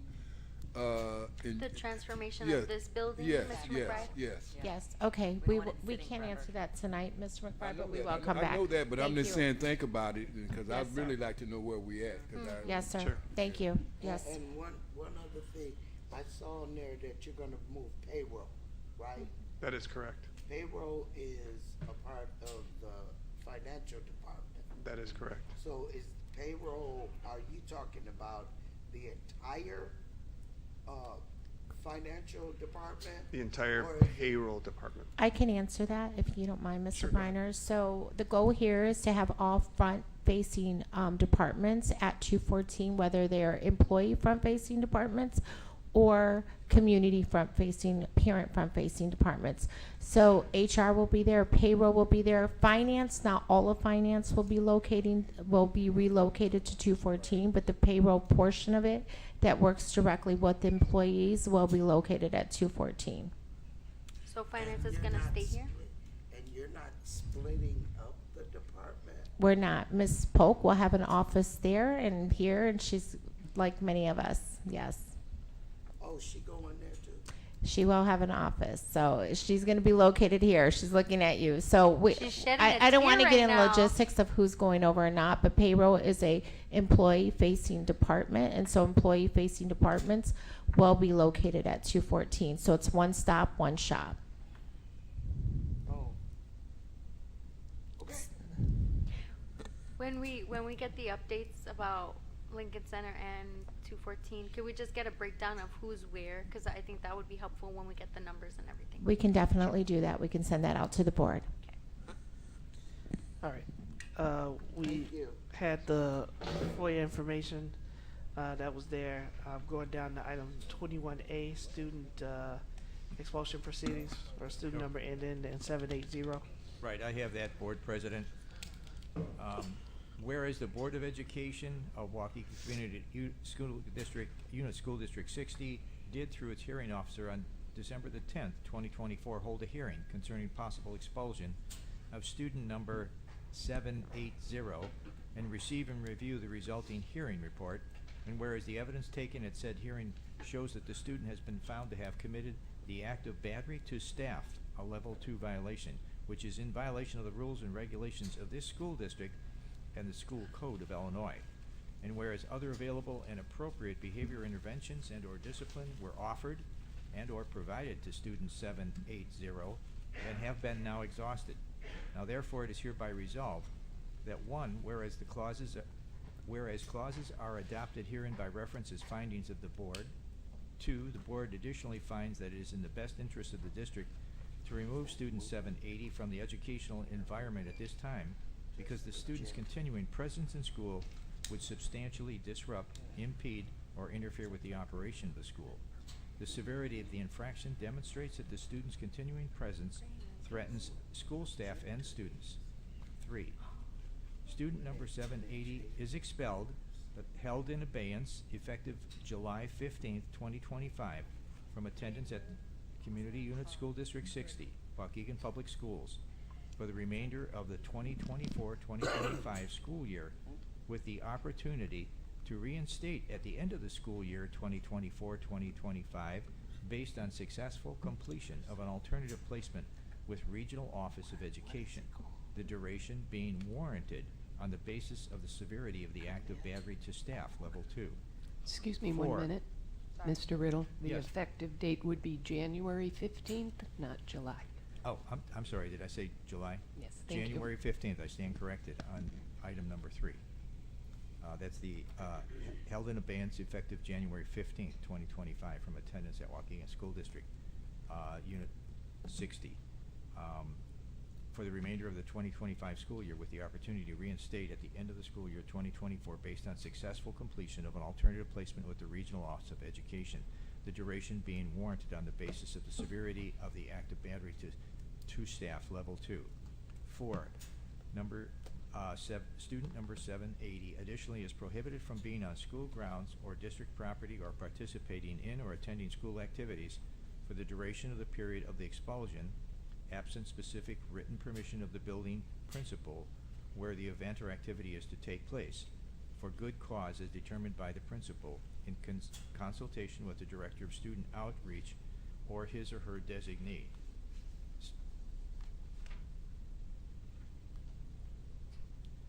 Number 5, the expulsion will be stayed to permit the assignment of student 780 to an alternative placement with academic, attendance, and behavioral conditions as recommended by the administration, provided student 780, it's misprinted here, 780 is accepted by the alternative placement. I motion to approve. Oh, Go ahead. Well, I can move that we accept this Yeah. resolution as read. second. Comments or questions on the motion? I have a comment. Go ahead, Ms. Lindsay. I think I speak for the entire board, and please correct me if I'm wrong, but we prefer not to expel students or suspend them. But when certain behaviors rise to a certain level, it has to be met with the appropriate consequences. And while we can't get into the details of the matter, this was very egregious, and this is definitely something that I'm going to be supporting because it should not be tolerated within our schools. And I just want to add to Ms. Linsing's point that when these situations happen, whether it's staff to students, student to student, student to staff, we want to foster a safe environment for everybody, because as a board and as an educational community, we have to ensure that everyone understands how to respect each other. And I do want to emphasize that this expulsion and these consequences are not to not to punish the student and to say that they're a bad person, but to help them understand that they could make better choices, and that they could see something come out of this outcome. So I want to emphasize that anytime students are getting disciplined, it's so that they actually are able to reflect, to learn, and hopefully rejoin our community at a point that everyone feels comfortable with them joining.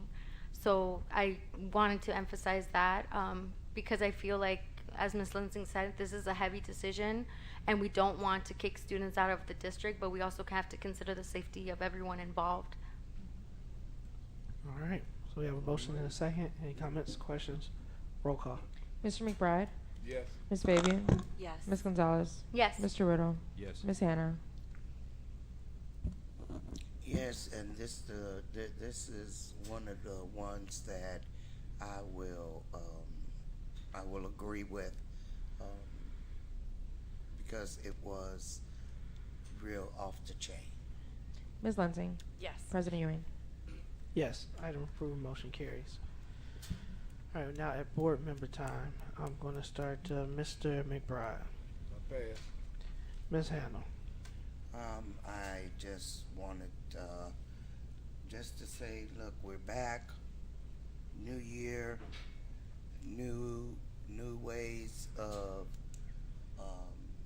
thinking, new operations, just going forward, positive manner, doing things that are benefiting our children, that is readily visible, where it can be seen, the outcomes for our students. So welcome to 2025. Thank you, Ms. Hannah. Mr. Riddle. Yes, if you had not seen it, and I want to congratulate our finance team. Our Standard & Poor's rating went up since 2014 was the last time we had an increase. We now moved up from an A to an A+, which indicates that our district it has a positive financial operations, deep financial reserves, and minimal reliance on debt, with cash funding a significant portion of our district's even capital improvement needs. So congratulations to everyone in a well-managed department and a well-managed district. It's an outstanding achievement, especially in today's challenging economic environment. And then, of course, I want to again congratulate our principal. We have a lot of wonderful principals, but I think it's wonderful also that Daniel Hill is recognized for the services to our district and our community that he has given as Principal of the Year, and we hope he moves on in the state, that he stays here but gets further recognition in the state. And I think it again says something about his character, that he recognized in his speech that you don't do this work alone. Everyone that has something to do with that school and our district has helped along the way. So congratulations again, Mr. Hill, and Happy New Year to everybody. And I know it's going to be a terrific year ahead, and I congratulate all our staff and students as they move forward with their educational experience at Waukegan Schools. Thank you. Thank you. And thank you for that shout out for, to the administration and our finance team who does an amazing job. Go ahead, Ms. Lindsay. So a couple of things. I want to jump on the kudos bandwagon. So Ms. Polk, what you're doing in the finance department, just keep it up, keep it consistent so we can maintain that A+. We're loving it. And of course, kudos to Mr. Dan Hill. Your staff speak very highly of you, and I think one of our staff members that came up just summed it all up, the passion that you spread with others. I do want to throw out additional kudos. I know I had emailed the superintendent with my anxiety around making sure that our migrant students and our immigrant students have the supports they need, as there are general fears within our community, whether things come to fruition or not. People just need to have that information. And I know it can impact our chronic absenteeism, it can impact our freshmen on track. So I furiously wrote an email to our superintendent. She's like, we got it covered. And I can say that families, you should see that indeed it is being covered by the administration. During one of our committee meetings for the Equity Advisory Council, Mr. Dupuis did come and speak to us about some things that were going in place. Families, you should have received an email from the FACE department that is going to talk about or have 2 safe haven presentations. So they'll focus on immigration related topics that are to provide clarity and support to students and parents within our district. There's going to be 2 sessions. You can either participate in person or virtually. They're going to be held at Miguel Juarez. So the first is going to be January 23rd at 7 p.m. So English and Spanish translations. And then the second is going to be February 13th as well at 7 p.m. So please make sure, if you did not receive that email, connect with your principal. That's going to be the easiest way, and they can direct you to the right person so that you can make sure you're getting that communication, so you get the information you need so that you can feel more comfortable coming into our schools and still having your students attend. We want your kids to learn. We want your kids to prosper here in District 60. So major kudos to all of the work that went in to get that organized pretty quickly.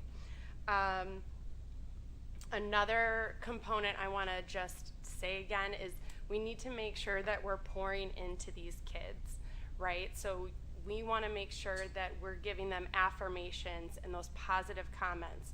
It's a new year. It's a new start. It's a new opportunity. It's a fresh semester, right? And so with those newness components, it's another promise to yourself, right? So as adults, we need to promise that we're going to treat these kids with respect and pouring as much love into them as we can. And we want our students to keep their promises to themselves that they're going to stay focused this semester and not only achieve those academic results, but have fun with your classmates and teachers while you're doing it. So hopefully we'll have a strong start to the year and a good end to the school year. That's all I have. Thank you, Ms. Lindsay. Ms. Gonzalez. Well, I have a whole bunch of stuff that I wanted to share. And it is in the spirit of it being a new year. I, welcome everyone back to the district. It's nice to see our board members together. I think we needed that break a little bit, so it's nice to see everybody and come back refreshed. I'm hoping the teachers and the staff feel the same way. But over the winter, I did a lot of reflection, and I think it goes hand in hand to the conversations I had about student discipline and conversations that we've been having just now about what's to come in the next week or so with the new administration and the anxiety that a lot of our community will be facing. But I did want to say that, for me personally, therapy has helped a lot. I'm going on 8 months of attending therapy sessions, and I wanted to share that because mental health is important. It's an important component, and access is still very limited, even though we're increasing the conversation all the time about it. So I want to make it a point that our families have, trusted individuals and organizations that we can lean on in these times, so that students as well as their parents and guardians have a safe space to share their concerns and also create a plan if they don't have one. And I did want to say congratulations to all of the staff and alumni who have recently been honored. I think it's inspiring to me because when we recognize those individuals and those wins, it reminds us that home actually is a viable place to sow greatness, and that we have a lot of individuals that we should uplift in our community, and that our students have the capacity to become those individuals too. And the last thing I wanted to mention was that last week I actually had the privilege of attending a workshop or committee meeting as part of the CLC, the College of Lake County. They brought together leaders to assist with sort of their success in strategic planning for the college. And in that conversation, the conversation I took part in was specifically about Latino student success, but I know that they also had one for African Americans. And you know, my wish personally is for the district to create a stronger bond with that institution. So I'm glad that we have organizations that take our students elsewhere, and those options should be just as viable. But CLC is also a really great option, and it's an affordable option for our families that students should leverage. And there shouldn't be a stigma around staying home, especially if the long-term gains could be exponential. So I did want to emphasize that as something that the district can grow, especially because we are going to be neighbors. There are ways that we can push both of our institutions to create a greater bridge, and even internally, if there's administrative professionals or different kinds of professionals that need support, whether it's our counselors, our social workers, etc., just to know what each group does, I think could bear a lot of fruit for our students, so that they have those soft handoffs. And I know that work is already being done, but I think there's room to increase it. So I just wanted to end with that, and yeah, hopefully we have a great year despite everything that we are going to be facing. Ms. Fabian? CLC is not a bad option. I am a CLC alumni. Yes, and you can totally build off of CLC.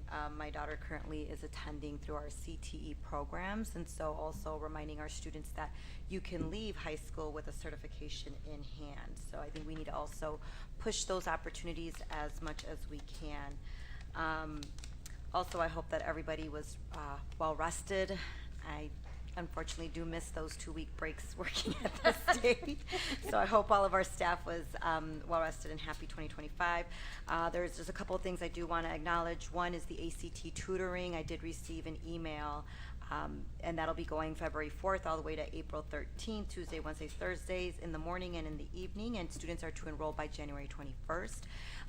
And my question, and this is out to admin, and they don't have to respond now, is just you know, clarifying if students have to go all 3 days, if they have to go to the both sessions, and if they aren't able to enroll by that date, if they're able to enroll after the fact, who can they contact, and how are we getting that word out to students?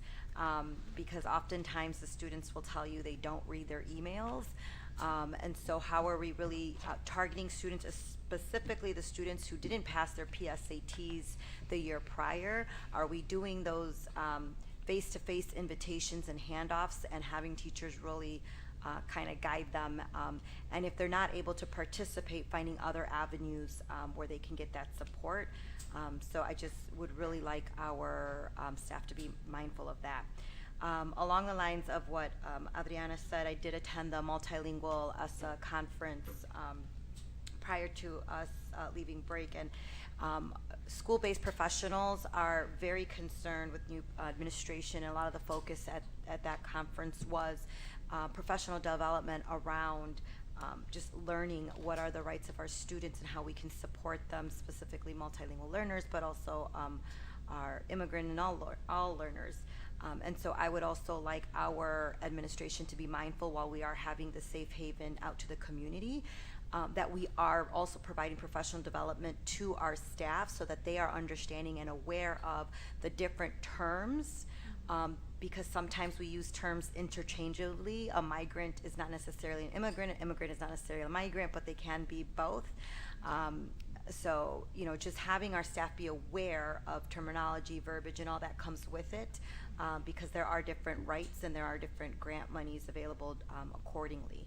So, and just having staff have that awareness so that they can also work with our parents who aren't able to attend these sessions. And then I also want to stress that the Safe Haven sessions are not only for our immigrant families.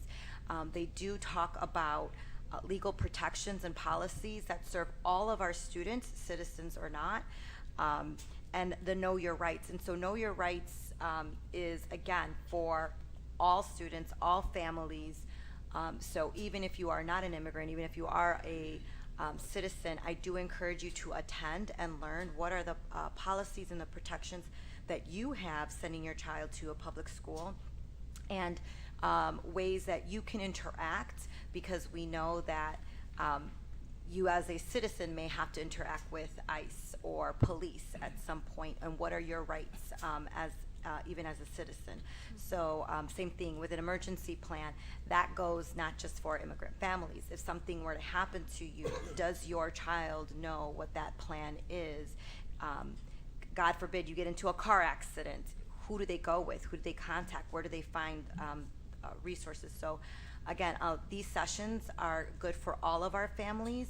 And then when we talk about Safe Haven, again, having families aware of what that terminology means and how they can support their neighbors, because the reality is that you may know a family that is an immigrant family here and that may be undocumented, and you might have that information that can support and help them, and you won't even know it. So again, I encourage all families to attend or watch those sessions. And then just a last comment, I did go to a committee meeting, and when we're doing accessibility, I'm really grateful to see that we are doing our meetings online as well as in person, and offering that opportunity for Spanish translation. But if we could also start Spanish interpretation, if we could start encouraging translations when we're working with slides, so that our families are also visualizing what is being said. And I know sometimes that can be difficult when you're sharing a screen, but maybe sending that to the family so they can see it on their end. Just again, accessibility is key. And that's all I have for today. Happy 2020. Actually, no, I just also want to take a moment. Thoughts and prayers out to families in California at this time who are being displaced. And so just my heart goes out to that area. The schools, man, the schools burned down, and Schools are burning down. just everything. Pets. Or This place is just Yeah. horrific. Thank you for those remarks. And you know, I know something close to home, our kids are very, very concerned with TikTok going away on the 19th. Yes. So I do Sad think it's too. important that you talk Yeah, to your kids about social media use, and the why behind it. It may seem juvenile to some, but to them it is really important, and they are taking it very, very hard. So it may just be a conversation that you want to have. I was able to attend the College of Lake County Strategic Plan Input Session for the Black and African American community, and echo the sentiments that Ms. Gonzalez did. They're doing a lot of great work, and we want to make sure that we are partners in that work. And one of the things that continually stays on my mind is that nostalgia can be the enemy of progress. And so if we continue to fantasize and romanticize what was, we can't make room to reimagine what can and will be. So I also want to extend my heartfelt congratulations to Principal Hill for his recognition. It reflects not only his commitment to excellence, but also the impact he's had on our student, staff, and school community. His leadership is inspiring to us all and represents the best of Waukegan, as we have principals who show up and give 110% every day. So we thank all of our principals and recognize him for that award. I also want to say, based on the conversation that we had earlier, my stance is schools are more than just a place of learning during the day, but they are hubs of opportunity, growth, and connection. And extending the day and year through programs, they help keep our doors open to serve our students. And I think it's important that as a board, we continue to keep that as the focus as the conversation comes to the forefront.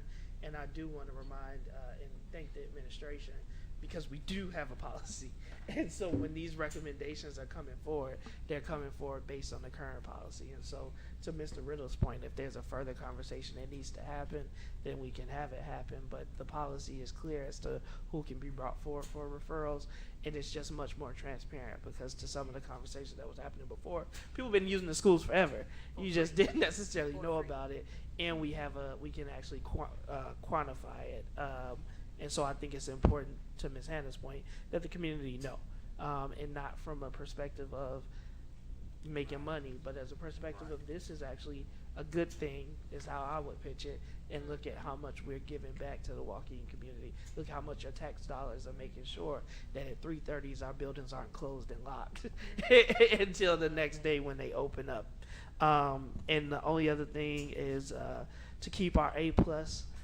My guiding wisdom has been listen to Pope, even when I disagree, and follow the recommendations, right? But I also want to remind the board, as a lot of times we ask a lot of our finance department, and what I've been reminded is my time on the board is it's all about choices and priorities, and what you prioritize will happen. And budgets are a moral document. So if there's a special or specific area that you would like to see the resources, as Ms. Polk says, she's not telling y'all how to spend the money. She's telling you how much you got.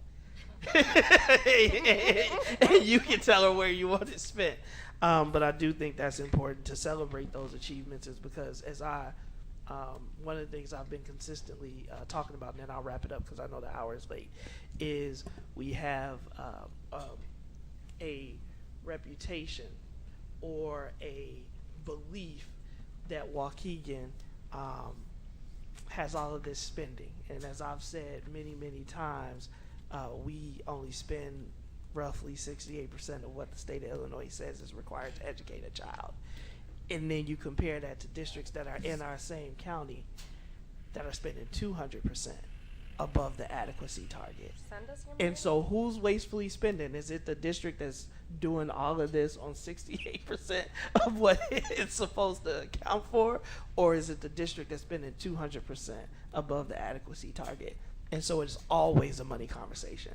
And so as we continue to advocate for Waukegan Public Schools, I say that we continue to support our finance department by advocating at the state level for a change in funding formula and for increases to our school-based evidence funding, because that's the only way that we can continue to provide what is needed for our students, is because that disparity is what we're seeing. So I thank everybody for the time tonight, a very productive meeting, and I look forward to seeing you all next week. We will have a short special meeting prior to the regular committee meetings, just to go over some closed session items. So we will not be going back into closed session, but we will reconvene in a special meeting next Tuesday. With that, motion to adjourn. Motion by Ms. Gonzalez, seconded by Ms. Fabian. All in favor signify by aye. Aye. Any opposed, Screens nay. off. Meeting is adjourned.